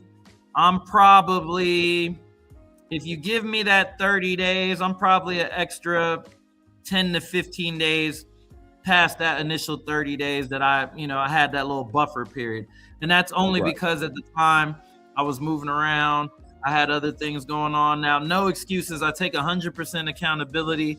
My black ass should have turned in that paperwork the first day that my visa expired, like I had been doing for the previous 3 years. Right. Got comfortable. Nah, I'll do it in another week. That week turned to 2 weeks, but I still got it done. Bought the insurance. I paid the $1,000 for my health insurance that's required to get the Nomad visa. I went through all the steps that you're supposed to do your visa because I'm a veteran at this point of doing it. I know I got my lawyer. I know everything that I need to do. So I'm thinking this can't be that serious. So we go downstairs and I can look in my best friend. She's very well connected in the city, very well connected in the legal space, a businesswoman, Colombian, born in Medellin. She's on it. She's like, hey, if it's just a visa issue, y'all can't just take him because of he overstayed by a couple of weeks. Like that's not what you do. And they told her to shut up, go back in the club. She said, excuse me, I'm not. That's my friend. I know the rights. I know the laws. I know that you guys can't be doing this. So respectfully, I'm going to walk outside with you guys because you're saying all this shit and you're not even telling him what he did wrong and nobody speaks English. So I'm here. So they said, all right, whatever. Come on. We get downstairs. There's some like big conversation going on there's probably like 15 cops, 15 immigration police. And it's just me in the middle of this huge circle. So I'm like, okay, so what's the end result? Like, what are we doing? Like, you need me to pay a fine? I got to go to jail. What's going on? They're like, you got to pay a fine and you're going to jail. All right, cool. Let's do it. Yep, that's it right there. Wow. The night's going as it should. I'm sitting behind the two DJs. Those are the two resident DJs. I see you in the corner with the hat on. No, that's somebody else. Well, I see you between the two DJs. In between the DJs, that's me. Right, that's you. I see you. You was walking down the stairs. The cops coming in. You see the DJs looking. They're like, yo, what's going on? My security guard is the guy with the hat and the tattoo. So everybody's looking around at each other like, everybody's okay, what just happened? This isn't normal. This isn't normal protocol. The DJ is looking.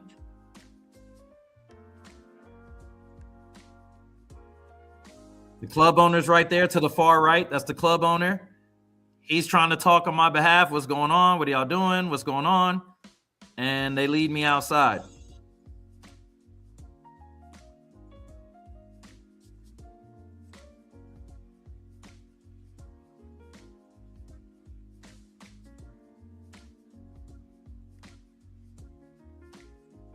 So the DJs were like, what the hell? What the hell? What was that? Right. What was it? Everyone's concerned because they're like, yo, he didn't do nothing wrong. He doesn't, he'd been working with us. This Capo, like, what did he do?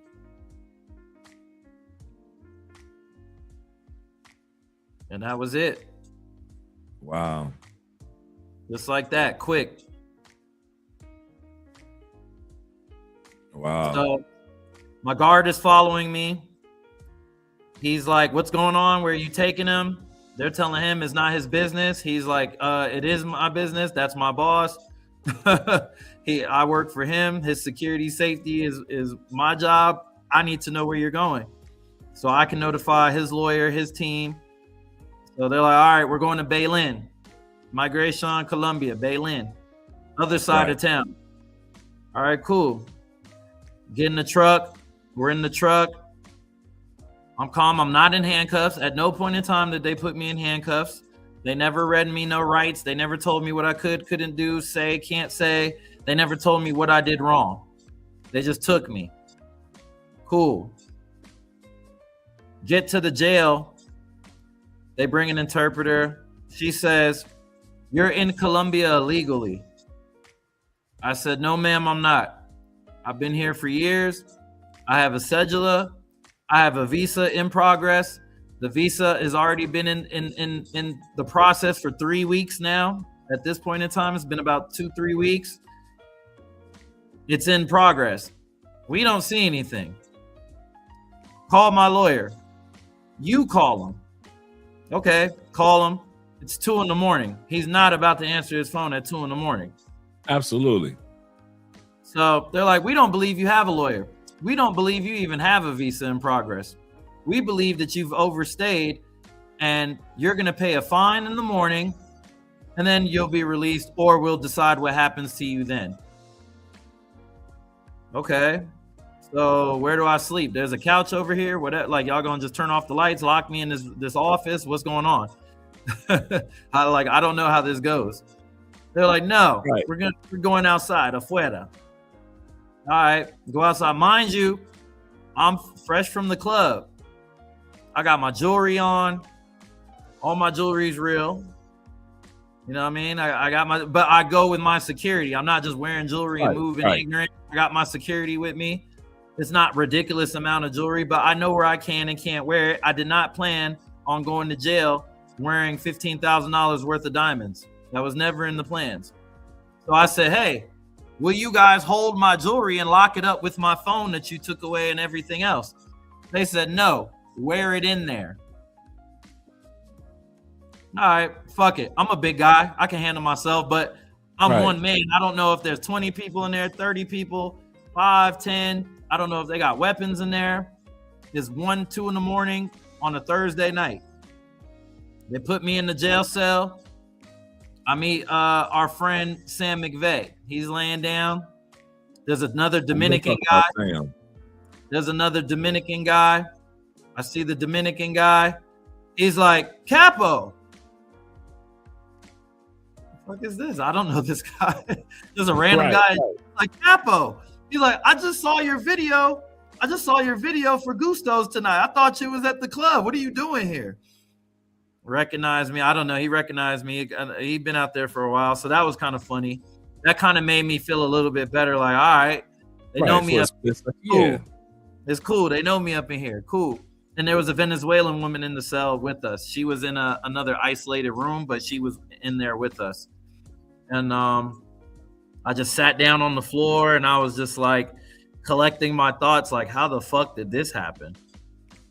Like, I just went from the club. I went from my penthouse to the club to this jail cell with, and I sent you the videos of what it looks like in there. If you want to show yeah, let's get started with that. Yeah, with you that can segment. give a visual of what that looked like. It definitely wasn't the Marriott. No, it was not. No, it was not. So let's bring this back. Bring this beat back. Here we go.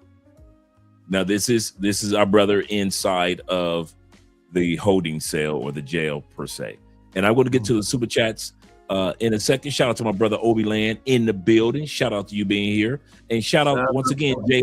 Shout out to my brother Jay Kaysen once again. Hey Jay, I don't know if you heard me give you a shout out for the $50 love over on the Cash App. Appreciate you, brother, for the donation on the Cash App and the PayPal. I'm gonna come to the super chats in a second, but we want to watch this video real quick that our brother Capo sent me earlier today. Yeah, man. Really in the jump, man, with Capo. It's the jail edition, the tour edition, you know what I mean? I got my dog with me. I'm gonna tell you something before we watch the rest of the video. Capo, man, when I did my homework on that dude, I kid you not, I forgot all about you. I'm gonna tell you that now. What you did seem, or what they accused you of, or whatever happened with you, seemed so minute. As I was doing my homework on that white tee dude, I'm like, I don't even know how he got in the country. Right. I don't know how he got. Right. That's why I did that whole episode on him, to say, wait a minute, because I'm looking at your video, the video that you showed when you guys were walking out, right? Or that they showed when you were walking out. And I'm seeing this dude with the MAGA hat on. I'm like, who the hell is that with the MAGA hat on? So I said, let me go ahead and do my homework and go down the rabbit hole with some receipts. And bruh, when I saw all the things, the evil that he had been doing in the States, and he ran down here to Colombia and was doing even more evil, I was like, oh man, I got to do a show on this one. And I started off the show by letting guys know. I said, y'all gonna forget about whatever they're accusing Capo of by the time we get done talking about this white tee dude. And kid you not, about halfway through the show, we forgot that you was even locked up with this dude, because it was the craziness of what he did in the States and got warrants out. I'm looking like, what are we doing here? And so let's go back to the video. But I just want to let you know, man, we did our homework on that dude. So it wasn't just like it was a one-sided affair, or at least over on sure. Let's continue on. Is it playing? I mean, we political victims in here, man. We victims trying to extort us, but we ain't going for it. We gonna get out of here today, I promise you. We're getting out of here today. So that's where it looks like. That's the white dude right there. Now, from looking at it from the inside outward, that's just in a regular neighborhood. It wasn't like in a. It's attached to the immigration office. They have a jail cell that's literally connected to immigration. I did not know that. You wouldn't know that because you ain't getting deported. So you're never supposed to see that side of the we getting out of here. Office. Right. Hey, baby, lawyers on the way. 2-for-1 special. Kids have a swing of understanding. We're all fucking hot, and you either have money or in Miami anyway. No furniture. I slept on my shoes, and I borrowed a blanket from Sam because he had like 3 blankets, so he let me get a blanket. I put the blanket underneath me, and I slept on top of the blanket on top of the concrete. Wow. Yeah, fuck it. Bathroom. Yeah. Just in case you guys are wondering. Yeah. Power.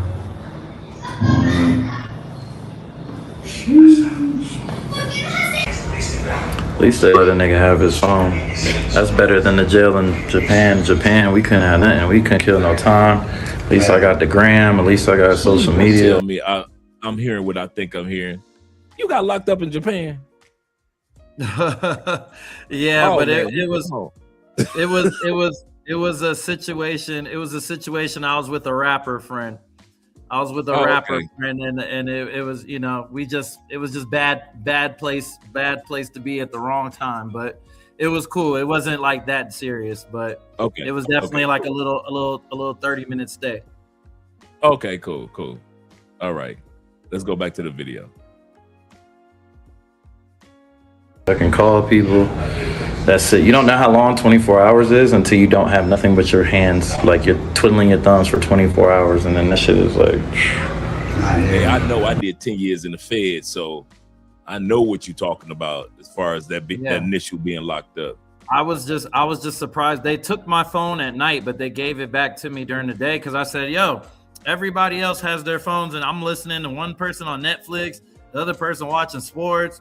Sam is, you know, calling people, harassing them, threatening people. I'm like, yo, everybody got a phone except me. And I'm the person that really needs my phone right now because right. Like, I need to figure this out. Like, to this point, I still don't know what's wrong.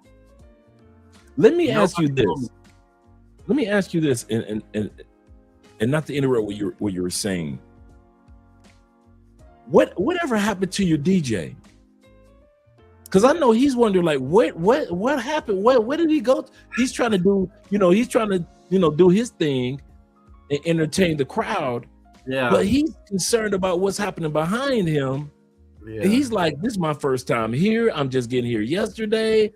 I don't know what's going on. So how did his scenario turn out?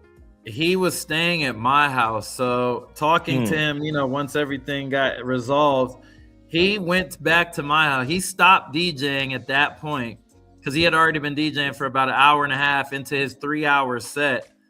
Right. And he said he packed up and left with my people and went back to the house, got his stuff, and went to the airport. Like, he was shook. He was like, I don't know if they're going to come raid the house, and if they're looking for something, I don't know what's going on.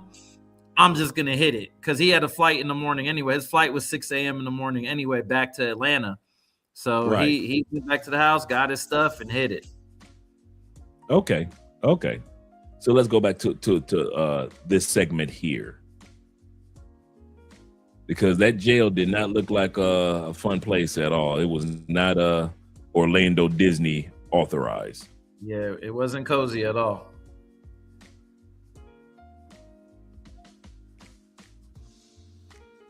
Okay, so I just kind of like took the sound out of this area so you could just kind of like talk and we can kind of hear. So they're gonna sing. Yeah, so Sam was in there, and I quickly learned that he was a very confrontational guy. Like, at one point, he had complained about his bank card being disconnected, and he called Chase because he was like, oh, I need help setting up another bank. And I'm like, yo, just call the bank. You got your phone right there. Call them and ask them what happened to your account. So he calls, and he's getting frustrated with the girl, and he's like, where are you? Are you in the fucking Philippines? Are you in Vietnam? Where are you? Like, you know what? Since you're not doing your job, I know the president of Chase. I'm playing golf with him next week. I'm going to ask him, blah, blah, blah, blah, blah, blah, blah. And I'm just listening to him like, this dude's full of shit, man. But whatever, I don't care. Like, that's him. And then he goes to another phone call, and it's some guy from, I don't know, back home or wherever, was writing articles about him, and he had his Google alerts on. So when you set up your Google alerts for yourself, that pretty much means you fucked up majorly, or you did something and you're expecting some major press or backlash for it to turn on a Google notification for yourself. So he got the notification and was like, oh, this guy just posted me. He's talking shit. I got to call him. So he calls him and he threatens this guy. that was pretty much the majority of his phone calls were just threatening phone calls or, you know, harassing people. And I was like, man, there's something wrong with this dude. There's something going on. I don't know what he did. He told me that he was in Colombia to scout talent for baseball. He was looking for young talent for baseball because he was helping people get into the minor leagues or whatever. And he had a guy that just got called up and all this stuff. And again, you know, it sounds cool, but I'm not one of those people that just believes everything I hear. Right.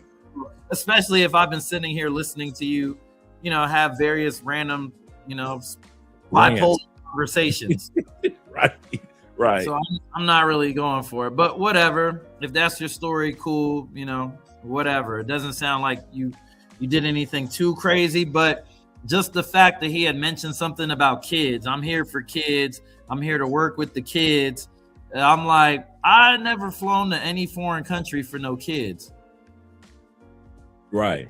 Now, one thing that I can say that gave it, as I did my homework, a slight confirmation for Sam. Sam knew that Colombia had a baseball league. That's true. Mm-hmm. B, he knew where it was in the Cartagena, off the coast of that Cartagena, Barranquilla region. He's absolutely correct in regards to Colombia's baseball league is not nationwide. It is only in that small pocket between Cartagena and Barranquilla. It's like, I think like 7 teams in that league.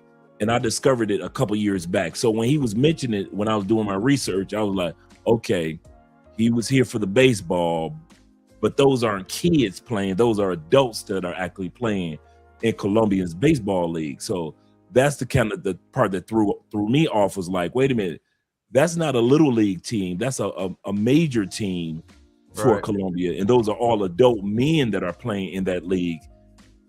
And so for some of you guys that don't know that Colombia has that league, yes, it's up north, but it's only in that area. There's not a team that's in Bogota or Medellin or Cali. It's just in that small pocket. And it's like 7 teams, and they've been playing there for years, but it's all adults. Sam also made a statement about, I don't know if you watched the whole video that we made on him.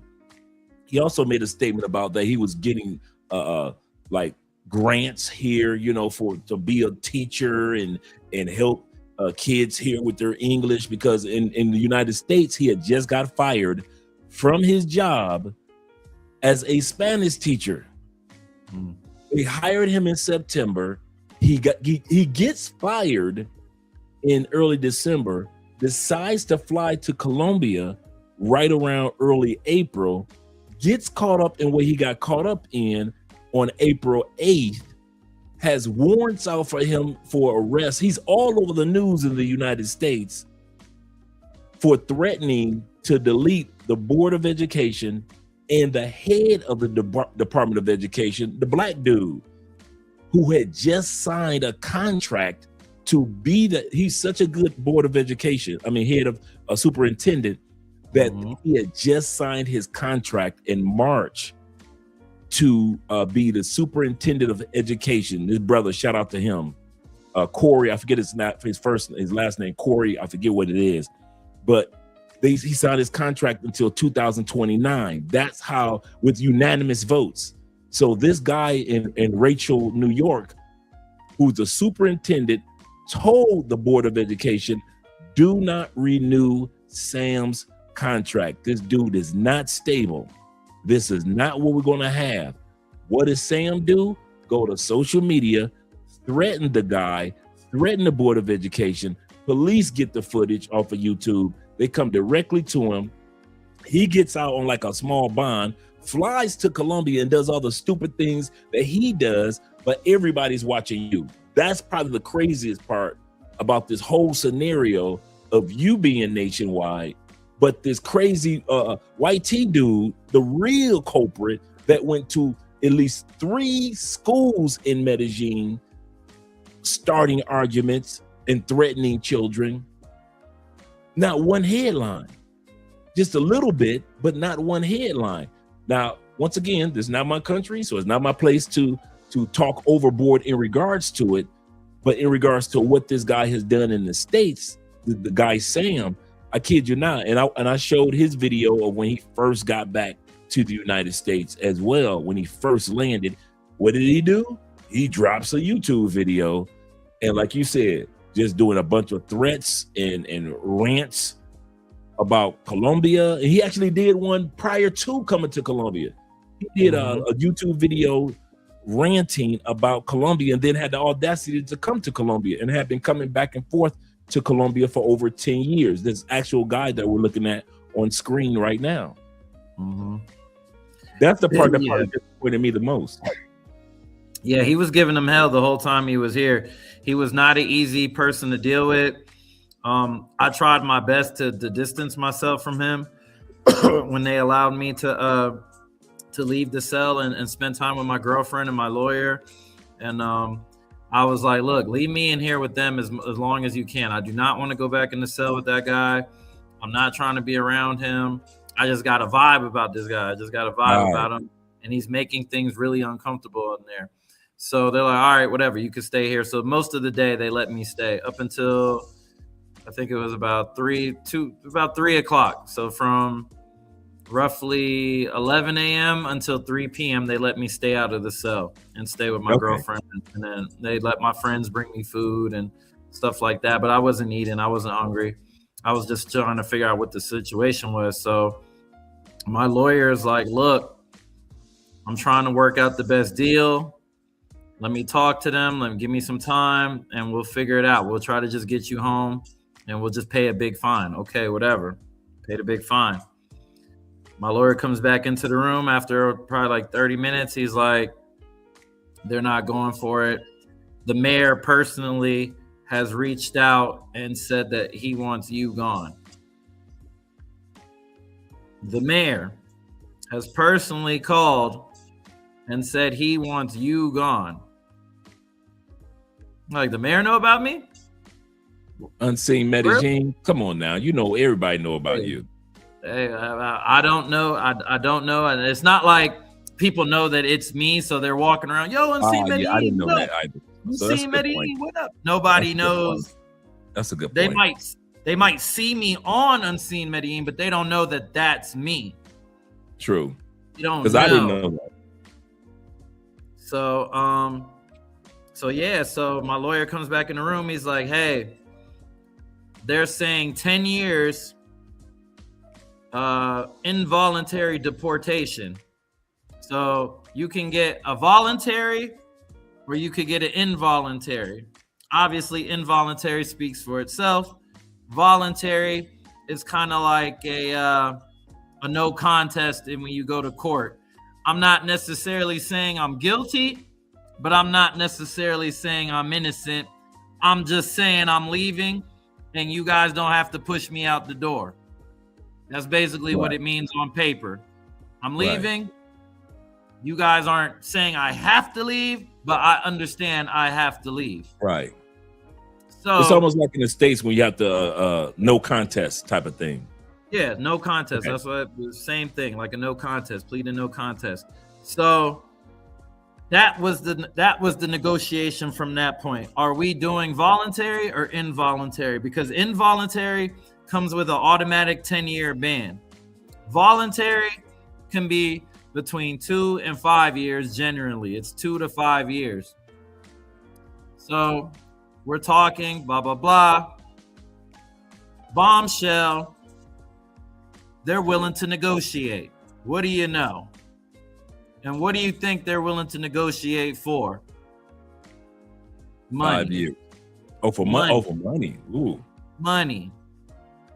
So, and this is something I've never told anybody. I'm saving some of this stuff. I'm giving you some parts of my rebuttal video, and I'm giving you, the inside scoop because, like I said, I appreciate your initial reporting and reaction to everything. And I said, if I'm going to tell anybody some good tea, I'm going to let you know, and I'm going to send you videos, and visually you're going to be the first person to see this type of stuff because nobody, I don't think, has ever showcased this type of footage or content of the deportation process from Colombia.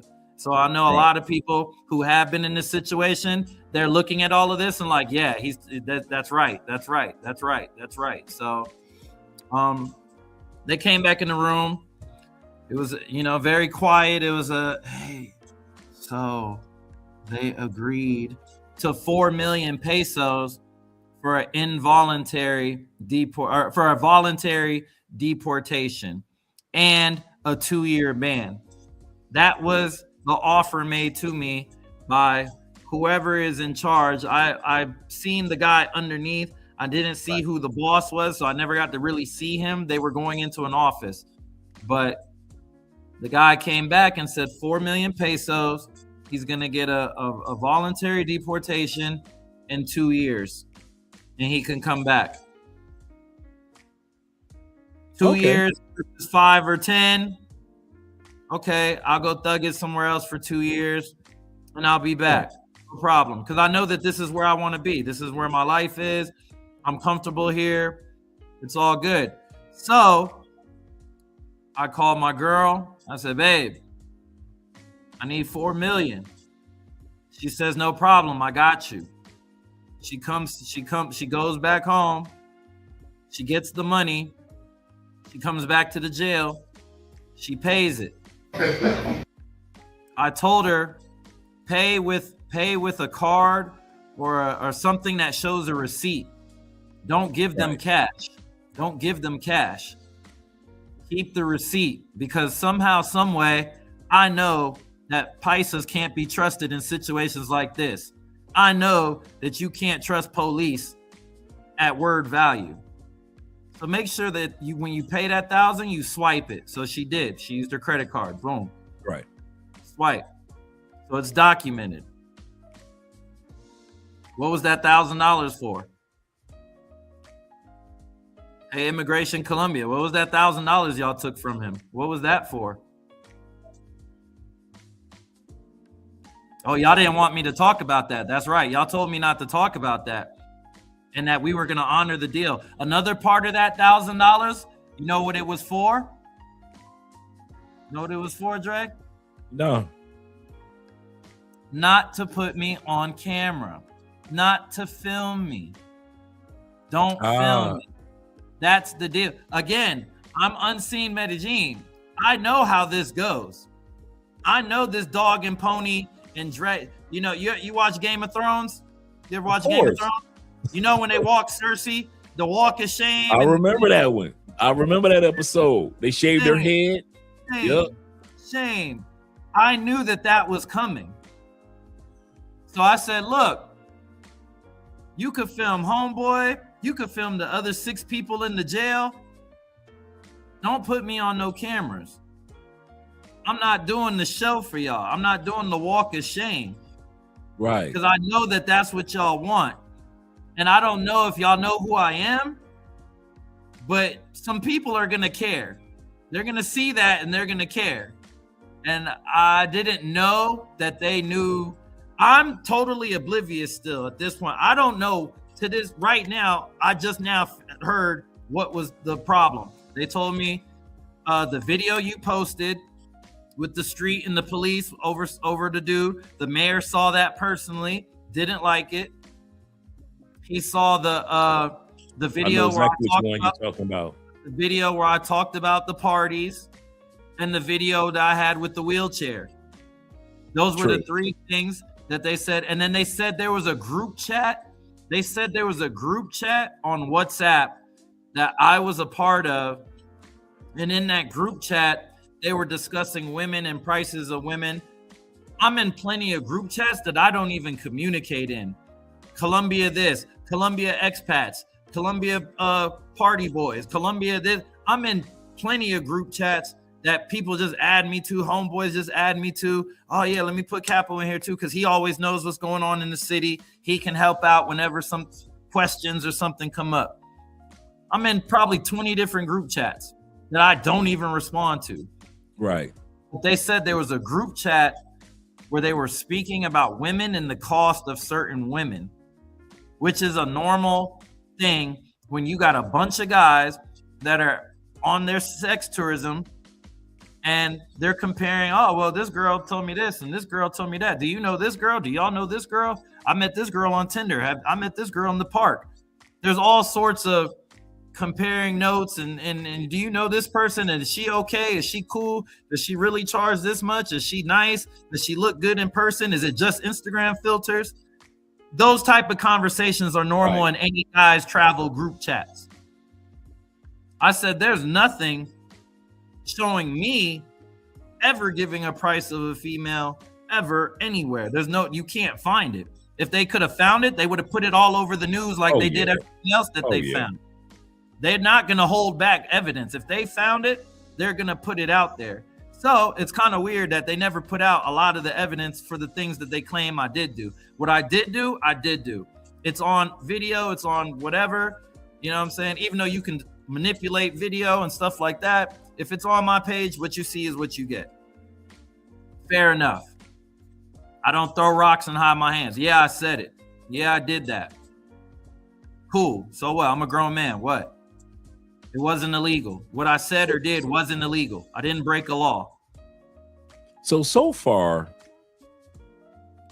when it came to the application, you've already admitted, hey, I admit I could have been on it a lot more than I usually am. And I kind of let time lapse. I'll take that. And yes, okay, I did say certain things in some of my videos that you guys could have taken a different way. Okay, I admit that. So the things that do pertain to you, you're not sitting back saying, no, they doing this, but you do notice that there's a railroad portion to what's going on as well. That's what you're noticing. 100%. I picked up on it right away. If you look in your text too, I sent you the video when I caught immigration filming me for the campaign, and I caught the police filming me on their personal phones. And remember, that $1,000 was so explicitly I would not be filmed. And they told me multiple times, from the supervisor at the jail to when I first got to the airport and we parked that van, I said, I am not getting off the bus first. I see the guy in the corner right there with the camera with a big little smile, like waiting, like, go ahead, let him off, let him off, let him off. I got off the bus first. They said, no, go back on the bus. We're not ready. I said, what do you have to be ready for? They don't show that. So when I come off the bus the second time, that when you see how I look getting off the bus, that's because I'm pissed off because y'all took my money. Y'all took my money. You told me you wasn't going to do this to me. And now all of a sudden, I see the whole production social media team in the background. Wow. Played me. So, okay. I do remember that from those clips that you sent me. Let me hit these super chats real quick. Thank you guys for being patient when it comes to the super chats and the Cash App and the PayPal. Just wanted not to interrupt my brother's thoughts. So thank you guys for being patient tonight when it comes to the super chats. I mean, yep, that's Jay in the building. Jay says this. He say, Chill Capo. He said, I sent you a message on IG. He say the cops. In other words, I don't want to say certain things on the channel, but he said that he went through certain things with here himself. So he sent you a message on IG. I hear you. I'll get to you. And shout out to our sponsor for the night.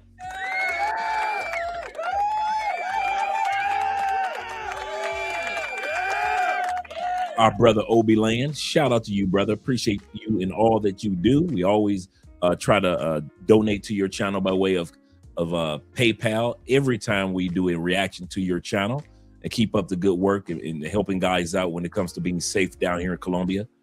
He says this. He say, big up to Capo for real. Feel kind of bad because you said that the vid was sent to you.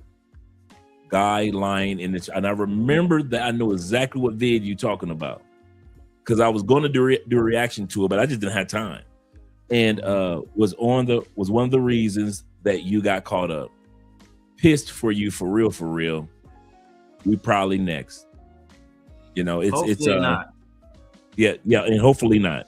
Obi Land is one of the reasons why I started doing the change in my content, because I saw the value in what he was doing on YouTube and what he was trying to do to help people and educate people. And he is definitely a direct influence. I met him before too.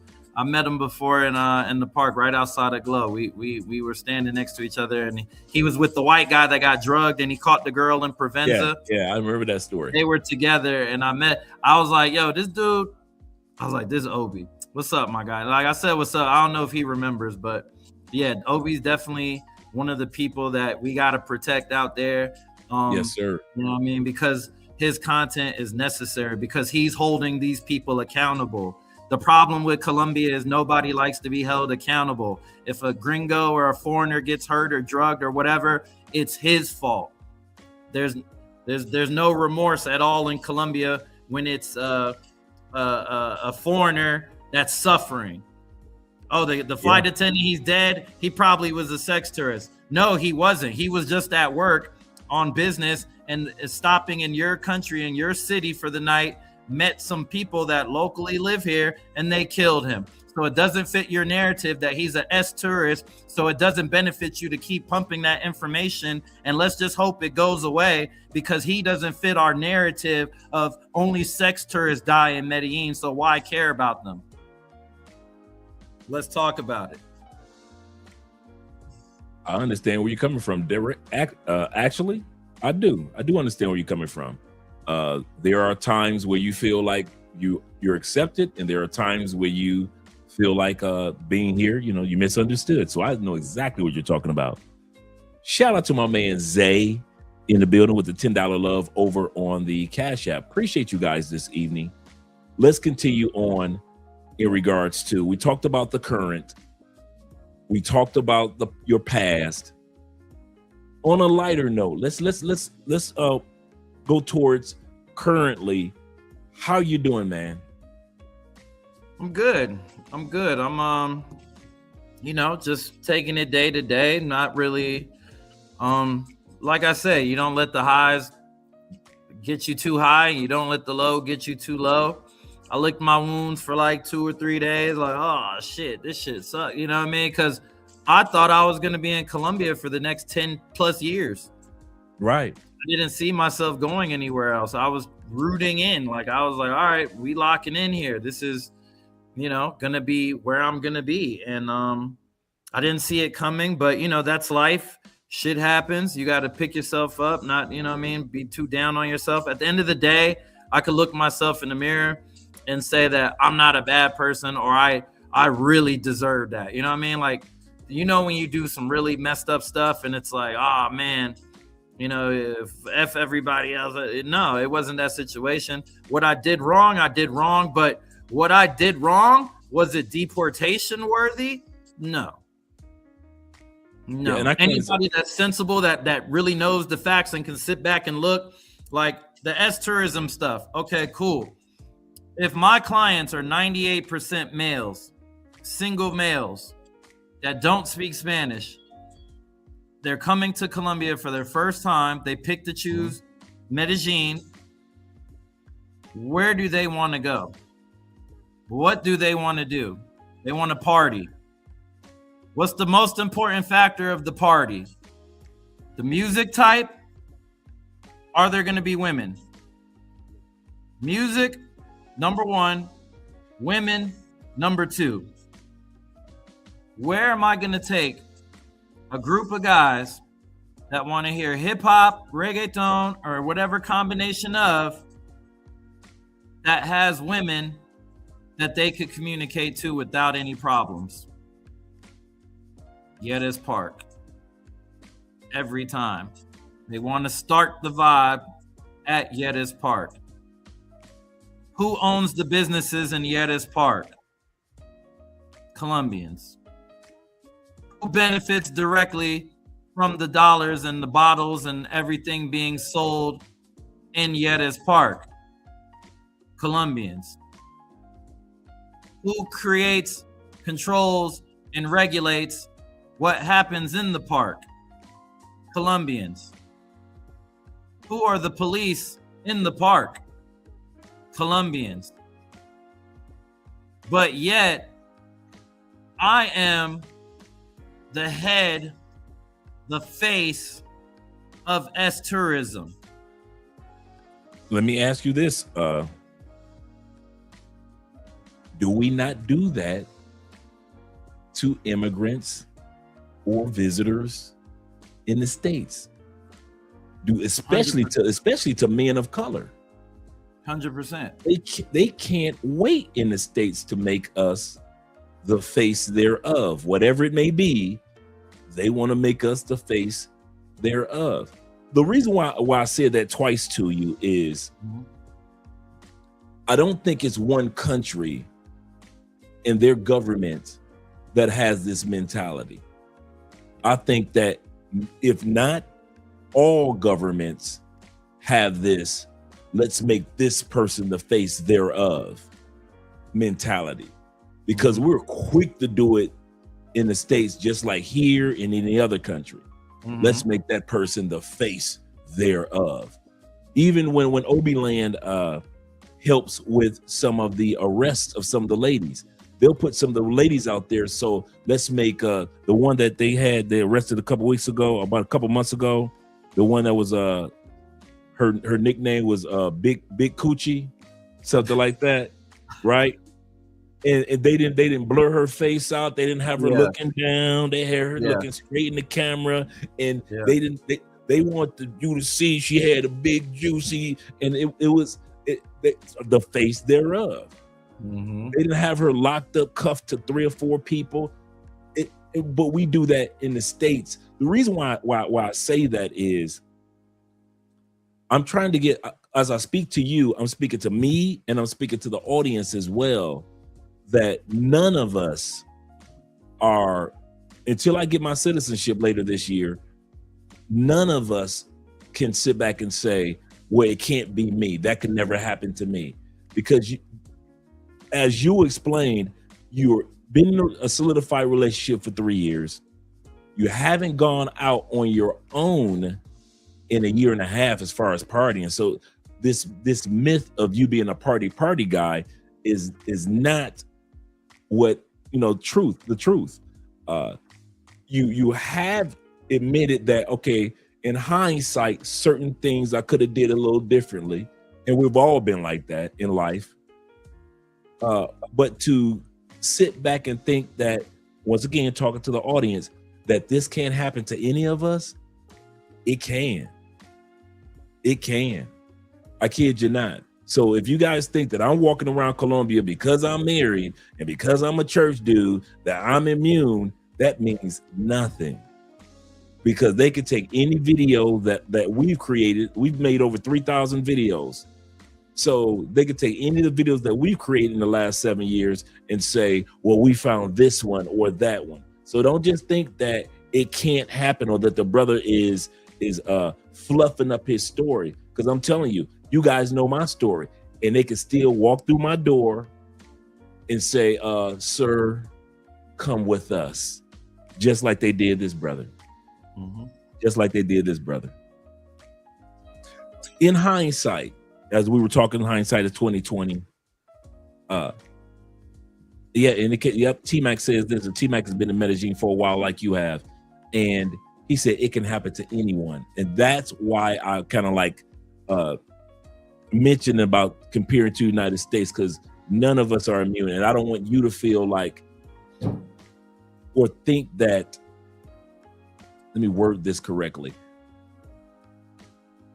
Any of us, when these lights go off and these mics go out, that we think, well, that was him, that can't happen to me. No, I don't walk around this country or any country thinking that it can't happen to me. And I don't want our audience to think that it can't happen to them and that you're an isolated incident and, well, that was him and tomorrow is a different day.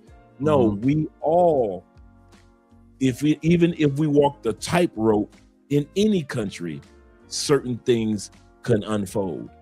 It really can. And so I just want to let you know, man, and feel comfort that we're not sitting around thinking like, oh, that was him, he's rare, or too bad for him. No, we're not thinking like that at all, brother. Because I kid you not, at the end of the day, no matter what I've done, I got enough sense to know your incident could easily be my incident. Easily be my incident. Let me hit this next super chat, and then we're going to talk about a question that I had for you. Shout out to Zeta being in the building. Boy, Zeta says this. He said, Dre, you were right. These dudes talk like girls, even in the internet, talking about the guys that be talking about prices and stuff like that. He said, talk like girls, even on the internet, discussing prices like Colombia can't see the taxes. Glad you okay, Capo. It's just crazy. Yep, it's crazy. And the other thing is, one of the things that I did, Cap, man, I kid you not, and I know that feeling of being like, I was in 33 WhatsApp groups. I think about good 4 years ago, I just purged myself. I purged myself. So if in my WhatsApp groups, I got one Cali, Colombia WhatsApp group. Don't live in Medellin, so I'm really not in the Medellin-ish. I'm in 3 Cali event WhatsApp groups. I'm in one WhatsApp group that we created, and the rest of my WhatsApp groups are investments here in Colombia. So guys that invest in stocks, guys that invest in properties, guys that are kind of like business minded. Those are the expats that I communicate with.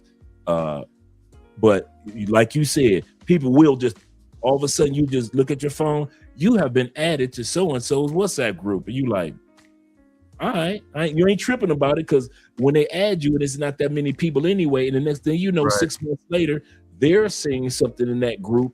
You're like, I'm not even involved in that. Literally, and that's what my lawyer said. He's like, is he commenting or is he just in the group? And it said he's in the group. It doesn't matter. He's in the group. This group is talking about X, Y, and Z. That's it. So my lawyer's like, that doesn't mean anything. Like, that literally means nothing. But whatever. They were trying to go down the route of he's selling women, and then I see the things about the private events, the private parties. He's got private event. I've never had a private event. The only private event that I ever did was a Super Bowl party at my house for me and my friends. Wow. It wasn't public. It was literally for my guys, their girlfriends, my girlfriend, because all of our girlfriends were friends. And we watched the Super Bowl 2 years ago. That was 2 years ago that I did that little Super Bowl vibe at my house. I don't do house parties because I don't like people in Colombia knowing where I lay my head and being able to say, oh, Capo lives there. Let's just wait for him out here. I don't need people to know my apartment number. I don't need people to know my building. I don't need people to know where my castle is. My castle is where it is, and you'll never know unless I specifically grant you access to it because I trust you. Another reason why I don't like dealing with the prostitutes is because I don't need hoes knowing where I live. I don't need the hoes knowing where I live. Have I brought a hoe to the house before? Okay, yeah, I have. But again, I've been there for 4 years. I've been with my girl for 3. Right. It's been a while. Many moons ago. Right. It's been a while. My girl's with me 6 days out the week. Right. And I need that one day to chill and just, do my own thing. But other than that, she's with me every day, locked in. Brother, you are just like me. In this 10 years that I've been here in Colombia, Andre and I have had 3 guests outside of family. Colombia is always throwing family events. So 2 Christmases, we've had everybody over to our house for family. Right. For Christmas. Right. Most of the time for Christmas and New Year's, we're at everybody else's house. And among the guys that come to Colombia and make it down to Cali, 3 guys. Because we're just like you. Our home is our, like I always tell the guys, you got to have a bat cave. You got to have a fortress of solitude. Batcave was boring. It had no villains in it. It was the Batcave. It's where he could relax, get his mind together. He could take his mask off. He could talk to Alfred. He could talk to Batgirl. He could talk to Catwoman. He could smash Catwoman if he wanted to. But it was a place that he was relaxed. Superman, no matter how strong he was, no matter how many planets he was going to fight on, he needed his place of solitude. He didn't need a bunch of people running in and out of the Fortress of Solitude. That's why it was called the Fortress of Solitude. And for all of us, we need a bat cave, just a place in these countries that nobody knows where you live, nobody knows your block, nobody knows your address. It just is what it is. And some of you guys, and that's why we have been so against inviting ladies to your house that you're not familiar with. And if you're really serious, go to the Love. We did an episode a couple weeks ago on the Love Hotels, the 10,000 Love Hotels that are here in Colombia. Like we've got 16 just in our neighborhood, 16 of them. Really nice, very nice. They're not shabby on the inside. And we try to, have guys go there instead of just letting total strangers come to your house.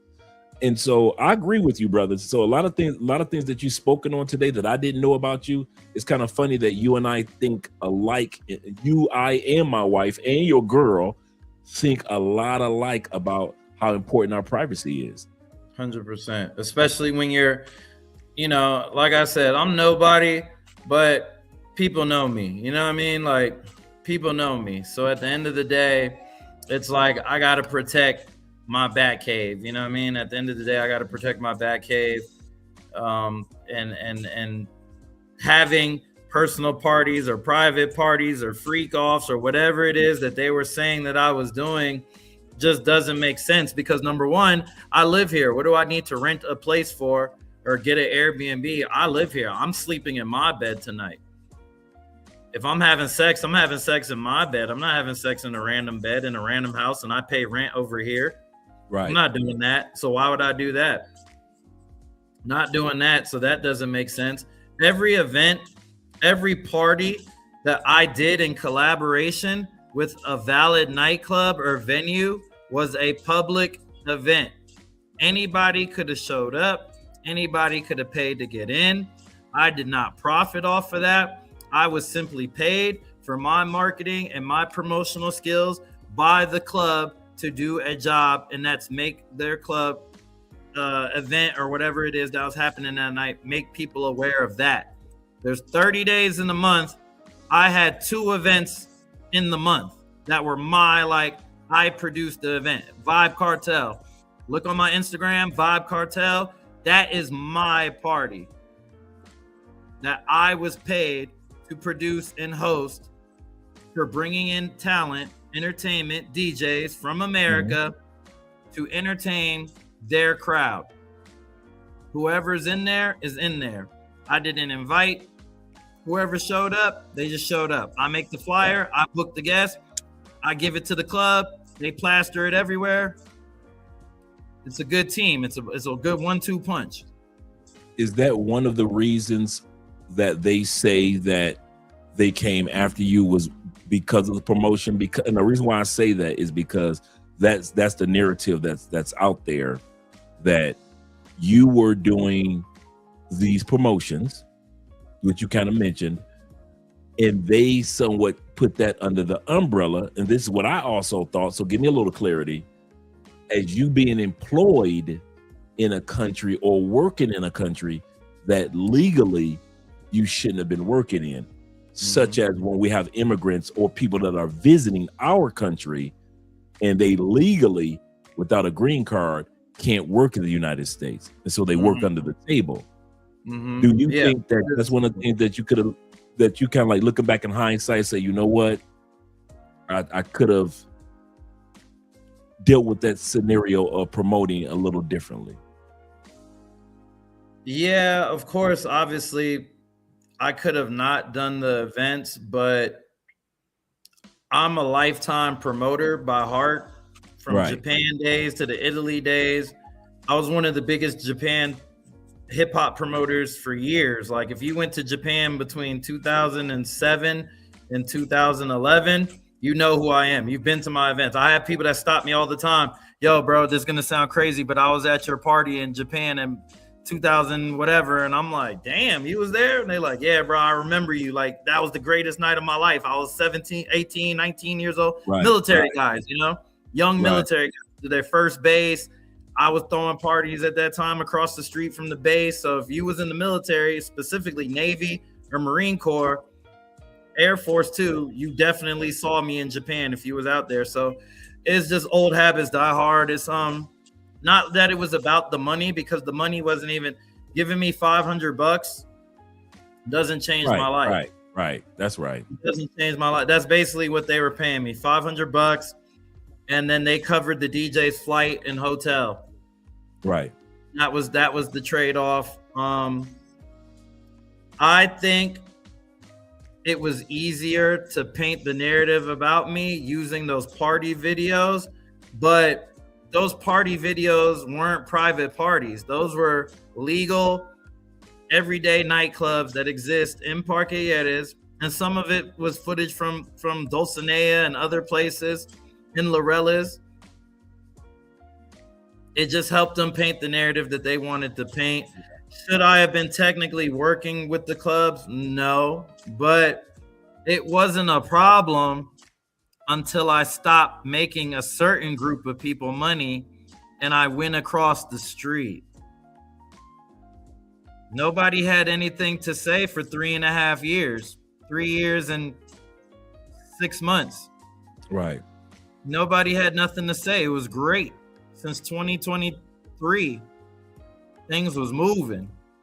Everybody making money. Bottles popping, thousands of dollars being made. Thank you, Capo.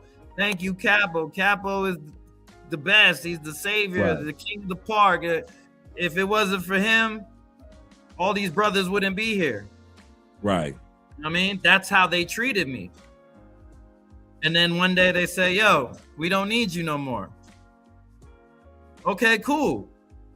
I'm going to take the action across the street because they said they need me. And they're paying better. So what is the coincidence that a month, let's say 2 months. It was 2 months that I stopped doing business with this group. And then they come back to me and say, hey, let's do business again. Right. I said, no, thank you. I'm good. Now that you're struggling, I'm good. I'm across the street. Immigration could have picked me up at any point in time. They've had my address, the same address, for 3 years. They knew exactly where I was any given time and day. They can come to my house, come pick me up, boom, boom, boom, boom. Hola, Mr. Capo. I need to talk to you. We got a problem. Why do you think they did it the way they did it publicly at that club, at my party, sold out on opening night? That's a good point. Let's talk about it. Yeah. Let's talk about it. Let me ask you this. Here's another narrative that's out there, and maybe you want to clarify. You spoke on it earlier. Is it 5 years or is it 2 years? 5 years. They told me, so again, the money was for a 2-year voluntary ban, no cameras, no media, no press. Shook on it. Signed the paper. My girl was a witness. She paid the $1,000. My lawyer was there because obviously they told him, give us $1,000. Tell him to give us $1,000. It's all good. My best friend was there. Third witness. Wow. They gave me 5 years. They filmed me. They made me the poster boy of sexual everything and literally single-handedly labeled me as the biggest tourism advocate / I don't know, P. Diddy of Medellin. I don't know. But by the time, all I know is when I got on that plane, everything was all good. When I got off the plane in Miami, I'm put in handcuffs by Homeland Security and ICE. No. Sam is put in handcuffs by Home Security and ICE. We are the first 2 people to get off the plane. They said, Mr. Capo, Mr. McVeigh, step off of the airplane first. Nobody else stand up. That's the first thing they said when the plane landed in Miami. The plane lands in Miami. Step off the plane, Mr. Capo, Mr. McVeigh. I take one step off the airplane in Miami airport. ICE agents, DHS agents, put your hands behind your back, turn around, cuff your fingers. The hell? What happened since the time I landed 3 hours ago? What happened? Right, It's 4:30. It is 4:30 in the morning. Me time. I'm in handcuffs. They take us back to the back of the room. They take us to the holding room. Sam has got this nervous, yeah, well, I'm sure happy to be home. At least you guys speak English. This is probably all a misunderstanding. They said, no, sir. This is not a misunderstanding. You have a warrant in New York. There's definitely no misunderstanding with you. With him, we don't know, so he's in cuffs. We don't know yet. They take me to the room. I hear you. They take me to the room, still in cuffs. They sit me down. They take Sam immediately to a cell. They put me in the little waiting area. Sam goes into a cell. Hour later, agent comes out. Come in the room. I want to talk to you. What are you doing in Colombia? How long have you been in Colombia? How much money do you make a month? Where do you live? What's your relationship status? What's your veteran status? Every question you could think of for an hour. They asked me. Cool guy, Latino guy, young, tatted up everywhere. I'm like, oh, you one of the agents that took the $50K for the sign up. He's like, right. Yeah. I took the check. It was cool. I'm like, all right, no worries. He says, okay. After the end of the interview, everything's cool. So this is ICE talking to you. This is ICE and DHS, yeah. So he says, I need you to do a favor. Unlock both of your phones, write the code to each of your phones down, and leave your computer on the table. Now, I didn't get to leave Colombia with any of my stuff. They didn't let me go home. All of my property is still, as of right now, in my condo. Right now, everything is right where I left it. I was not allowed to go home. I was not allowed to get any of my items. I was not allowed to prepare anything. I went from jail to the airport. So all I had was a book bag that my friend grabbed all my electronics and met me at the airport, handed it to me, gave me some pound. Good luck, bro. Call me when you get back home. So I unlock my devices. I give up my devices. He gives me a piece of paper. He's like, read this piece of paper. It says that we have the legal right to go through all your devices, and we can search through anything and hold it for up to 30 days if we feel it necessary to continue our investigation. I said, what am I being investigated for? As I unlock everything, he says, oh, Colombia told us that you are a sex crimes deportee, and we are looking for evidence of child pornography or sexual crimes. Do you have something to tell me? I said, no, sir. The code is 702, blah, blah, blah, blah. Look away. Mind you, I did not know this was going to happen to me. I had no idea that I was going to be put in handcuffs 0.1 of a second after stepping off that airplane. I had no time to go through my phone, try to wipe it, clean it, do anything, because I'm not expecting to have any problems when I land in my home country. Now, Sam, he probably expected that. I didn't expect that. So an hour and a half go by.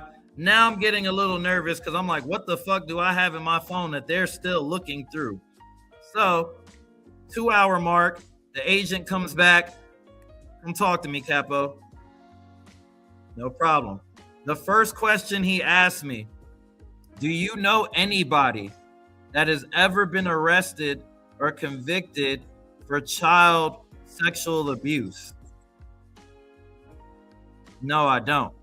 He's like, at any point in time, have you ever trafficked, sold, or did anything that would be considered pimp activity Mm-hmm. Any of the women in Colombia? I said, no. I have a girlfriend. Right. He said her name. She's 26 years old, right? You're right.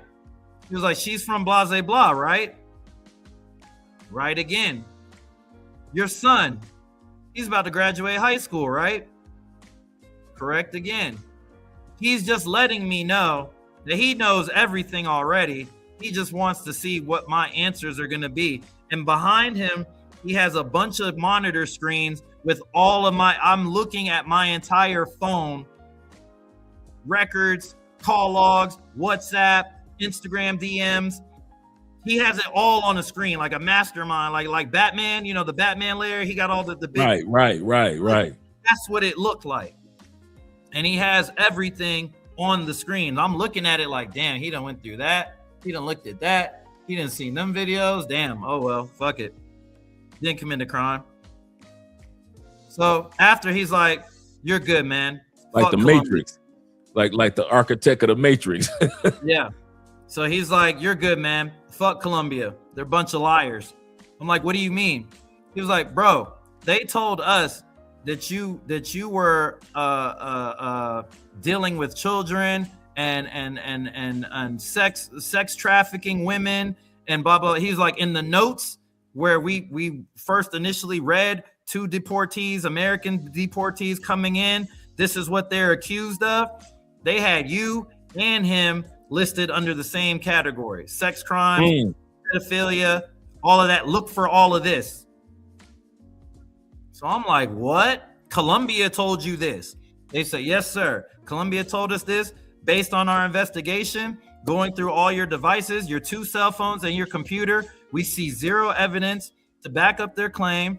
We already know about your relationship with your girlfriend. She lives with you. We understand everything that there's no way you had any time to prepare for what we just did to you. Thoroughly searched your devices. He's like, I've seen every photo, every comment, every text, everything. I've seen he's like, I know more about you than you know. Fair enough. He was like, they're full of shit. You can go, bro. Go ahead, catch your next flight. Have a good day. Welcome home. That's crazy. That's a plot twist for you. That's a plot twist for you, man. And I'm glad that they let you go. There wasn't any overnighter moments. I'm glad that, you know, you didn't have anything that they were going to kind of play 3-card Monte with and try to act like it was something when it was not there. I'm glad that they, you know, back in the States, they just say, you know what? Here's your phone. Here's your information. Welcome home. And you went about your way on your flight to Vegas. I'm glad that happened for you in regards to that, because you already had based off all the video and all the information that you just showed us over tonight, you've had a very tempestuous ordeal that you've dealt with, and then to get off a plane and see and have cuffs waiting for you. Now Sam, somehow, some way, Sam was able 12 hours later. Sam was able to drop a video at home on YouTube. And insight on that, because I was in the room when all of that was happening with his situation. So basically, they only have so much time that they can hold you, because again, they're not FBI, they're not, you know what I'm saying, they're local police and Department of Homeland, they're federal.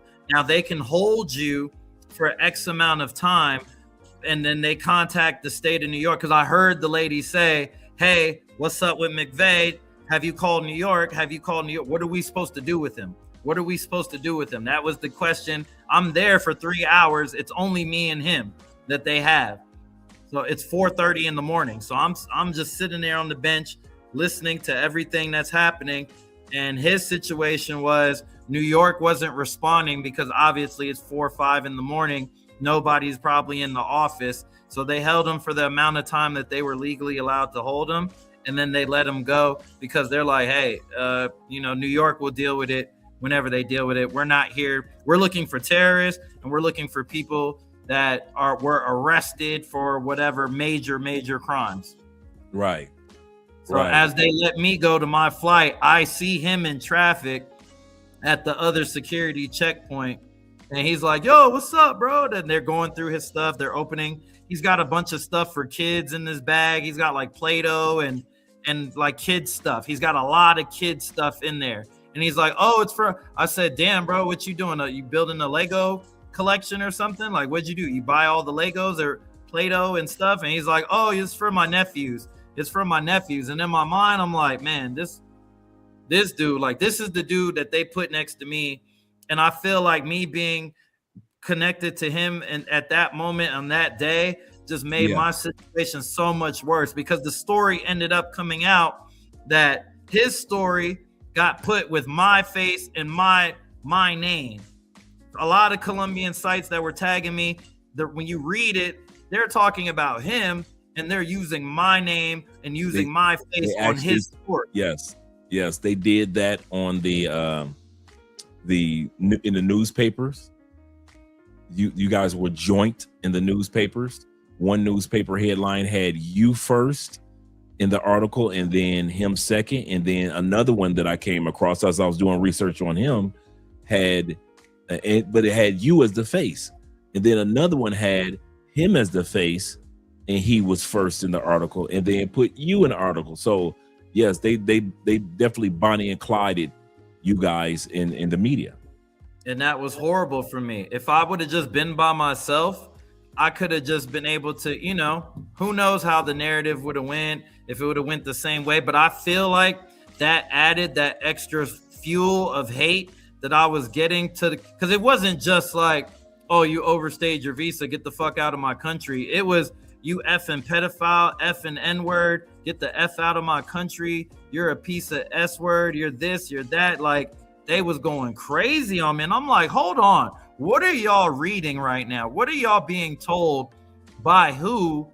And I'm going through and I'm watching the YouTubes. Like, I'm watching reaction videos. I'm watching all these people talk about me. Colombian, Americans, my people in the States are blowing me up. Bro, you're all over my timeline. You're all over my YouTube. You're all over my Instagram. You're all over TikTok. Millions and millions of people are seeing your face and seeing these headlines.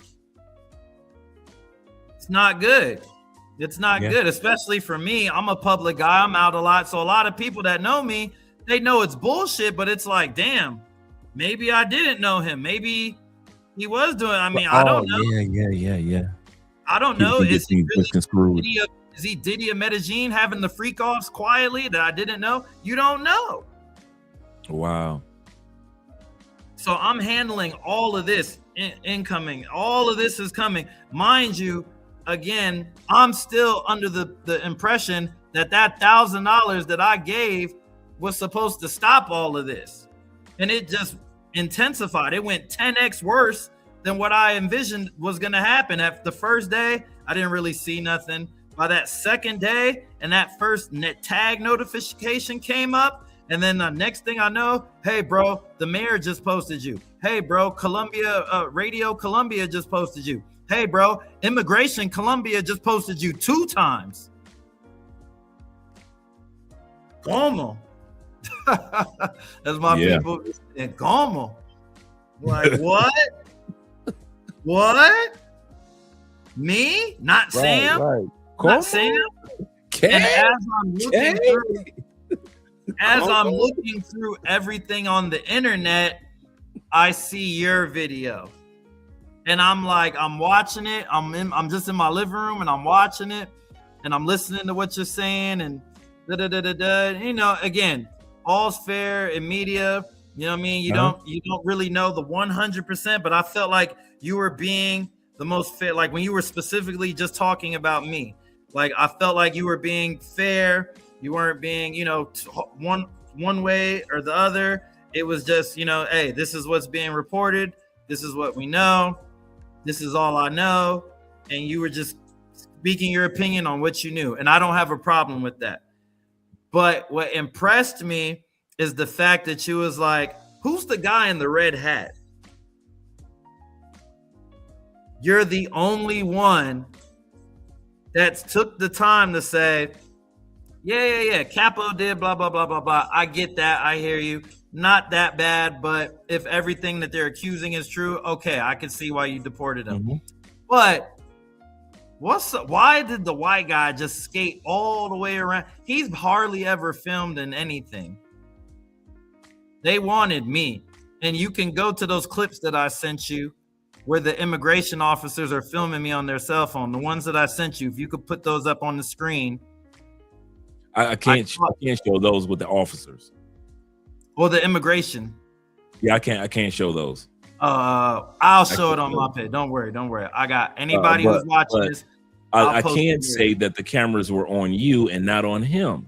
And the only I just want you to see. Only reason I noticed him was because of the red hat. Because it was they said it was 3. I didn't know that the other guy was Dominican, but I said that's a MAGA hat. I said, wait a minute, Paul, who was that?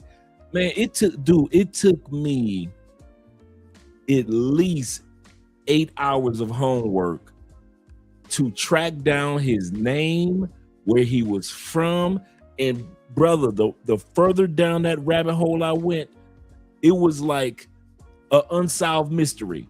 It was like, this can't be real. And I kept going down there. I said, I cannot wait to do this live stream. I said, because everybody's focusing on the brother. I said, but nobody's following the MAGA. And then he was a MAGA dude that was like calling Donald Trump Uncle Donald and Uncle Trump. And I should have voted for him, and I didn't. And he just was just, and then he just did a whole 10-minute montage on his dislike for Colombia before he flew. I'm just watching. So any of you guys that have not watched that particular video we did like 3 days ago, you might want to check it out. You might want to check it out because he's absolutely correct. Capo is absolutely correct. The true culprit in this whole scenario was the white T dude. That was the dude that was going up there messing with the kids at 3 schools. See, they tried to sell it as if he went to just one Colombian school and started causing problems. No, he actually went to at least 3 to 4 schools and tried to get into the buildings. That was the crazy part. He tried to get into the buildings pretending like he was a Spanish teacher. And since he was a Spanish teacher in the States and was hired for that, then he lied about having a doctorate because he was so jealous of the black guy who was the superintendent of his city, the Board of Education, that has a doctorate. He started calling himself doctor on all of his YouTube videos. He started introducing himself as doctor this, doctor that. And I'm like, dude, for my homework, you don't have a doctorate. And then he lied and said, well, I'm in school right now for my degree to become a lawyer. I'm like, which one is it? Are you in school to become a doctor? Okay, so you're a doctor. Let's say that, a PhD. But the best job that you can get in New York is a Spanish teacher, and you can only keep that job from September to the December they fire you, and you get fired and you complain because they paid me $98,000 and I should be making $140, and if all of them are done, and then you literally on social media says that you're going to take artillery and pulverize the Department of Education and the superintendent, the brother. I'm like, oh, bro, what are you doing? And then you get on the phone. The more research I did, I kid you not, man, I was running back and forth to the bedroom just telling my wife, Andrea, the more that I learned. And I kid you not, the more I was learning about him, the more your story was disappearing in my mind, because I couldn't believe that this madman even made it into the country. Mm-hmm.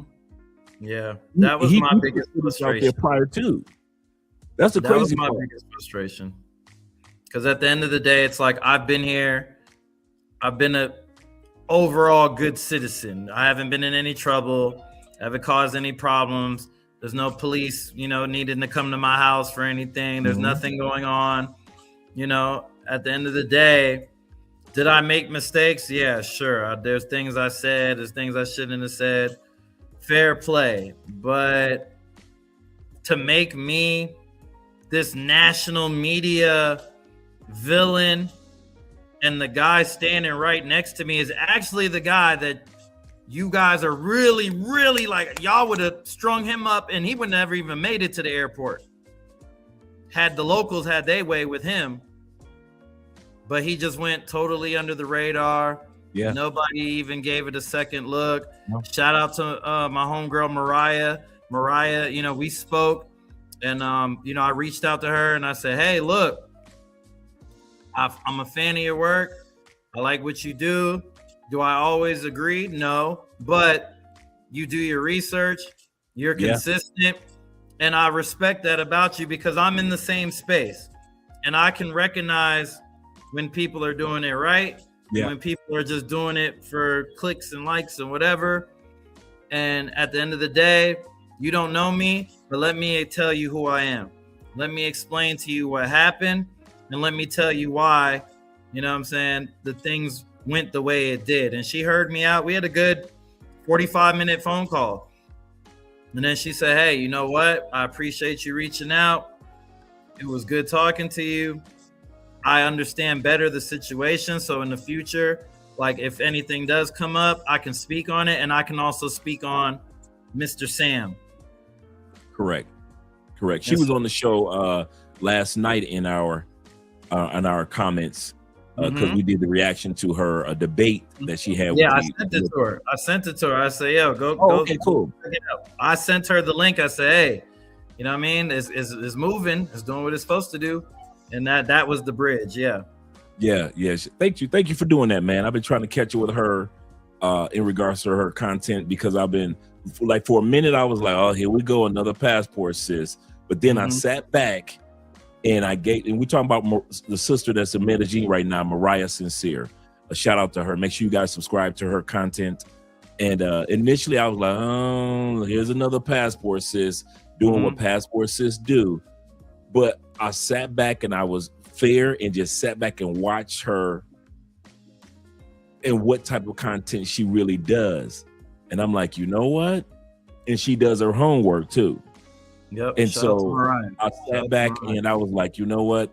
So when she came on, I straight out the gate gave her an apology in regards to now I understand her perspective in regards to her content. And shout out to her, man. Great to have somebody down here that, like you said, you could tell when somebody is doing it right and when somebody's just doing the clickbait thing. Right. Let's kind of because it's going on 3 hours, and I'm glad that you've been here. And shout out to all you guys that are here. Let me hit these last couple of super chats with the latest with some of these brothers, not the last, but the latest.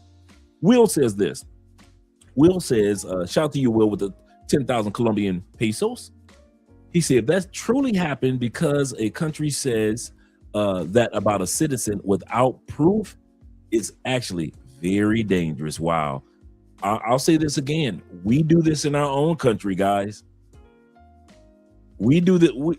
Americans, we have a bad habit of when we see something unfold in another country, we forget that we are infamous for making people disappear. Guantanamo Bays, anyone? Guantanamo Bays? We are notorious for making people disappear.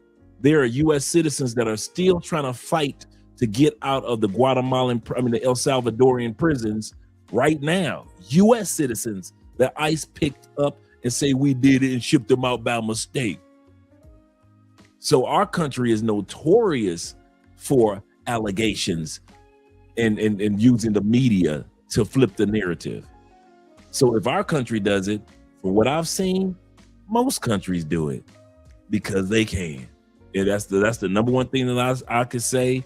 Because we are all just one person as citizens, one person apiece, and they're a whole group as far as governments and mayors and governors and presidents, and they can flip any of our narratives the way that they want. And so it's sad, but it's true. And Will also says this with the next 10,000 pesos. He said, I would use that testimony from DHS and ICE to sue the Colombian government. I wouldn't know. There are international laws that cover this type of behavior. let's end this on a positive note. You made a statement earlier, and Kobe, shout out to official Kobe, the official one, asked, where to next? And you mentioned that, hey, I ain't gonna be here shortly anyway. And based off of hearing your travels adventures, where to next? I'm gonna save the reveal for when I'm there. I kind of figured you were gonna say that. I saw that look on your face. Okay, cool. It's already, the ticket is booked. The ticket is booked, and I'll put it like this. I won't be too far away. Mm-hmm. Okay. Cool. I'll be in the neighborhood. Okay, cool. A man that enjoys where he's going to be. Okay, great. Do you have anything in closing that you would like to share with the audience? All I got to say to everybody and anybody, first off, shout out to you. I appreciate you, Dre. You know what I mean, for allowing me to come speak on your platform. Yes, sir. I have seen you before in the past, but I just, you know, we be so focused and locked into our own world sometimes. Like, it's like I'm trying to do Unseen Medellin. But I've definitely seen you before. I didn't think that I would end up on your platform this way, but I appreciate the opportunity to say my piece. You're one of the few people that actually does this and that I respect. So I'm definitely honored to be on the show. To everybody that's watching, man, don't let my situation necessarily discourage you from visiting Colombia. Colombian people overall are very kind people, very welcoming people overall. They just feel very passionately about their country.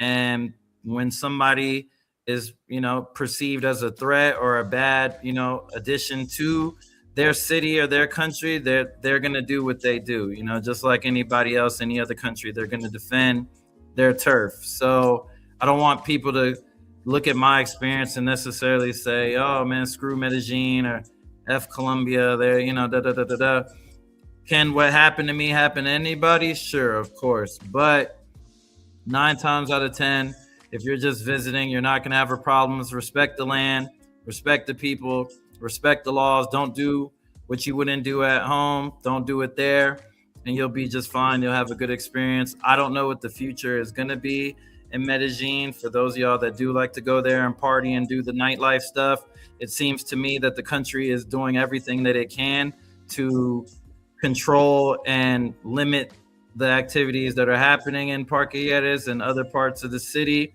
And I don't know what the future with that is going to be. I'll keep reporting and doing what I do on Unseen Medellin, but you know, your best guess is mine. Stay tuned. Hopefully, I'm not the trend of something that's going to be happening more often.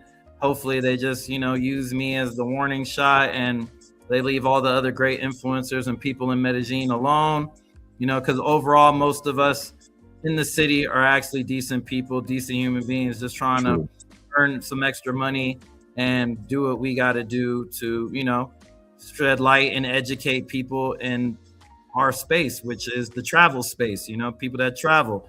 So don't let it discourage you. I appreciate everybody for listening. If you do see any, you know, articles or anything, and you're on my Instagram and you see people, you know, saying incorrect information, hey, don't be afraid to defend your boy in them comments too, man. Don't be afraid to speak up, because you people are one of the few people that know the truth, and I spoke the truth honestly as I could, and it is what it is, man. I'm going to the next spot, the next destination. You will be seeing me in the next 3 weeks in a new spot, and the story doesn't end, man. One monkey don't stop the show. That's right. That's right. That is right.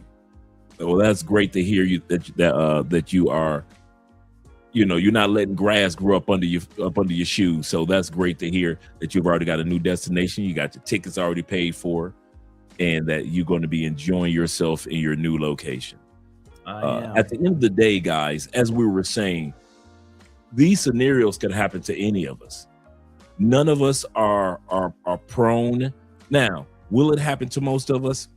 I don't think so. And our brother doesn't think that either. But we do know one thing, that this scenario has taught all of us that no matter what country we go to, there is no such thing as immunity until we get our citizenships. Now, for those of us that are on the level of getting our citizenships, okay, cool. And until I officially get mine, I'm still in the same scenario as my brother Capo, as any other brother that has gone through this scenario as well. None of us are immune to what could happen to us in other countries, just like none of us are immune to certain scenarios that could happen to us even in our home country. Shout out to you, brother, for being here, man. We appreciate you sharing your story. It looks like you got us up there on the screen as well in the background. So we appreciate that. Yeah. I had everything on the screen. Because I was like, I don't know when it's gonna start, but I'm watching. Sir. And also, any of the clips that you need to use from this particular episode, feel free to use the clips. Don't think that I'm one of the funny style content creators. Always feel free to use the clips. And that goes for any of you guys, that if you could get the narrative out here and you're a content creator, you want to use in the clips tonight, feel free to use the clips. Y'all know I ain't funny style. I ain't using it again anyway. So, so ain't like we're going to do this interview over. So guys, feel free to use the clips or for YouTube shorts or anything that will get the narrative out there that none of us are immune in any country. And as I said, even in our home country. I'll tell you what, the next time we do this, I'm going to be at the new location and we'll do a little follow-up. We'll do a little follow-up, nothing crazy, a little power 30 minutes. Okay. Deal. I appreciate that. Yeah. Great time, man. I'm going to let you go to enjoy the rest of your day. Yes, sir. Yes, sir. Thank you, sir. I appreciate the time, man. Everybody out there, salute. Follow me on Instagram at ChillCapo. Follow Unseen Medellin and follow Las Vegas Scoop if you're coming to Las Vegas. Appreciate the time. I'm out. All right, brother. All right, guys. This was fun. This was fun and informative. Appreciate all you guys that were here. We got up to like 140 people here this evening. We appreciate that. Every one of you guys that have subscribed, all you guys that support and watching from Andrea's channel, all you guys that are watching live from Love Crossing Borders and Andrea Wallace TV, we appreciate that. This video was not a slight against Colombia. We are not anti any country on this channel. We don't know all countries and we don't know all narratives, but we will allow a person to come on and share their story and their experience. And I like the fact that he ended it off by saying that, hey, guys, don't let my experience deter you from going to Colombia, or going to Medellin. That would be the same thing that I would say if it were me. I mean that, guys. If it were me, and I'm going to get to the super chats, and shout out to my brother Blade Runner for the $5 love on the Cash App. If it were Andre Spence, guys, I tell you, don't let what happened to me deter you from enjoying Colombia, Cali, Medellin, Cartagena, the coffee region, or whatever it may be, or whatever other country in South America, because things do happen. And the best thing that I've seen from this brother is this. This was just a moment or season in his life, and he's already set himself up for the bounce back. That's what makes people different. King David, there are over 20 kings. I'll give you an example. Between the book of Samuel in your Bible and Chronicles, there were over 20 kings. Horrible kings. Horrible. King David wasn't that good either. So what made God say King David was a friend after his own heart? If King David was a womanizer, he set up one of his best friends to get killed. He couldn't keep his kids from killing each other. So how was it that he was able to say that God said that King David is one of my boys? King David was one of the few kings that had the bounce back. He said, hey, this moment happened in my life, my bad. And he moved on to the next stage. That's what the brother just did. He said, hey, I admit some of the things that I could have did differently. My bad. But just like King David, I'm bouncing back and I'm moving to the next stage of life. And that's for all of us. This has been a lesson for all of us that are watching this live stream, that things happen to us men, but one of the benefits of being a man, we don't get emotional. We just bounce back. Shout out to you guys. Zeta says this. He said, Capo, you should visit Cambodia. You'll love it.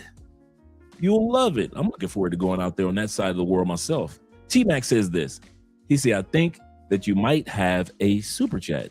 Let me scroll up, make sure I didn't miss anyone. Because I got Jay and I got my man. Shout out to my man being in the building. Yep, that's Jay. I like that name. Yep, that's Jay. So we went there. Zeta says this. He said, Dre, you were right. Okay, I did that one. IMS in the building. Salute to you, kind sir. I didn't get a chance to really give you a shout out when you came in, but we were in the middle of the interview. A man supporting men. Make sure you guys follow him on TikTok and Instagram. Yes, sir. TikTok and Instagram. Always dropping some gym videos, some gems.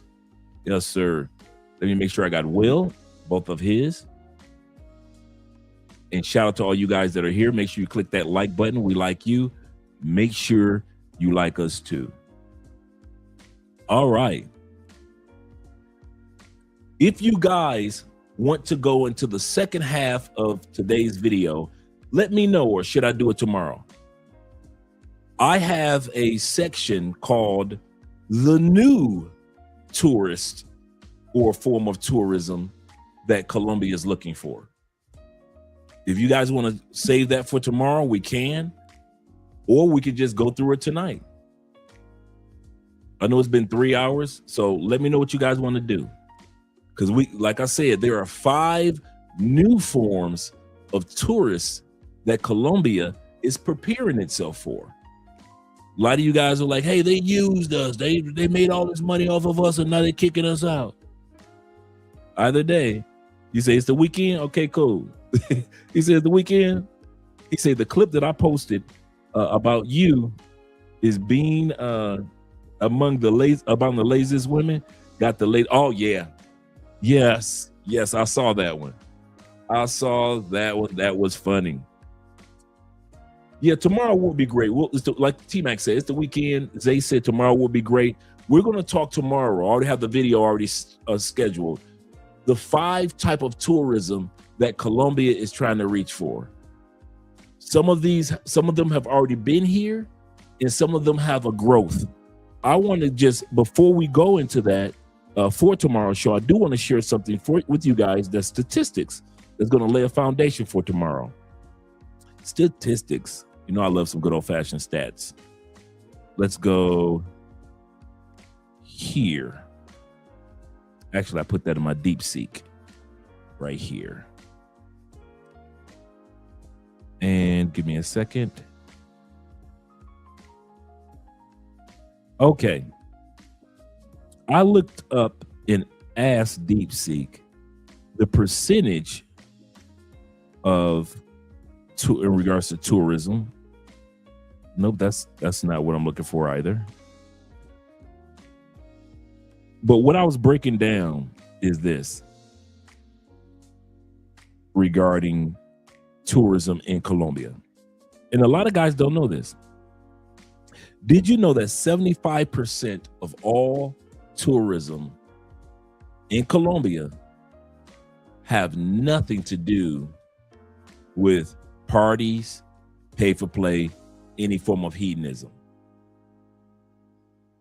I know a lot of guys think that a majority of tourists that come to Colombia, because you look at Cartagena airports and you look at Medellin airports, and you assume that most people that are coming here got to be here for the parties, got to be here for some type of pay for play or some type of hedonism. And nope, that equates to only 25% of the tourists. And so they decide, which is kind of wise on the business side, let's cater to the other 75%. So tomorrow's show is dedicated to who are the other 75% that Colombia is catering to and doing so much investing for.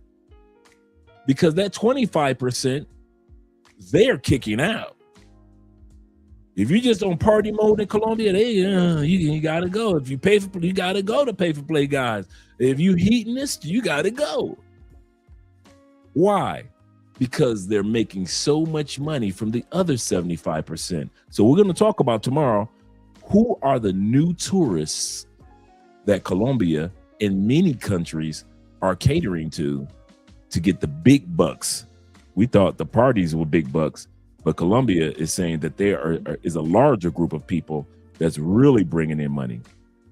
So shout out to all the guys, the rewatch crew, the replay crew. Shout out to all you guys. Shout out to my man Rico, a dude. He said, yes, I knew that most people go for other purposes. Absolutely correct. So shout out to all you guys. I'm going to let you guys enjoy some of the outro videos. Let's get some outro videos in. We'll start, let's start with the Blazing Chicks. Oh, let's start right here.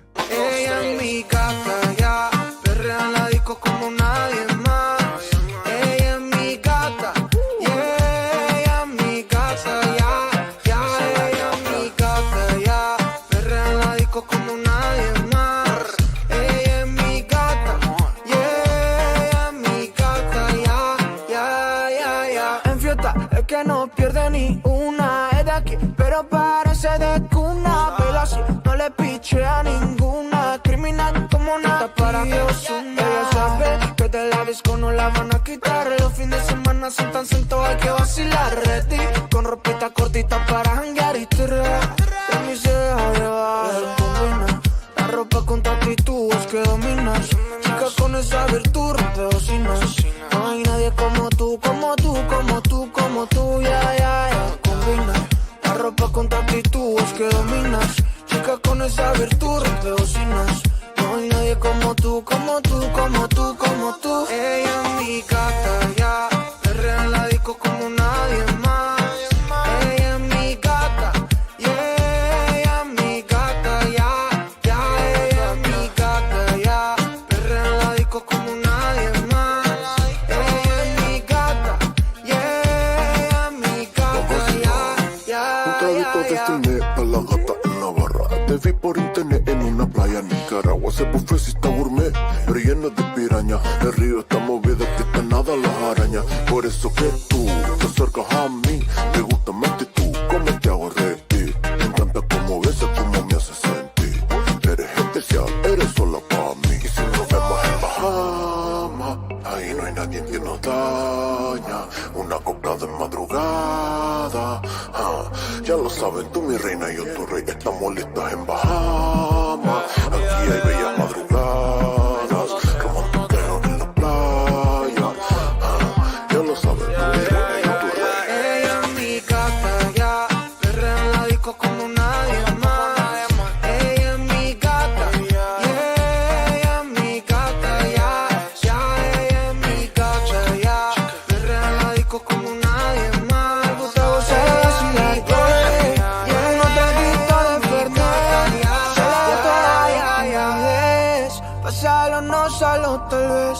A ella le gusta gozar y vacilar, yeah. Con unos traguitos de Fernet, se le toda la timidez. Pasarlo no solo tal vez.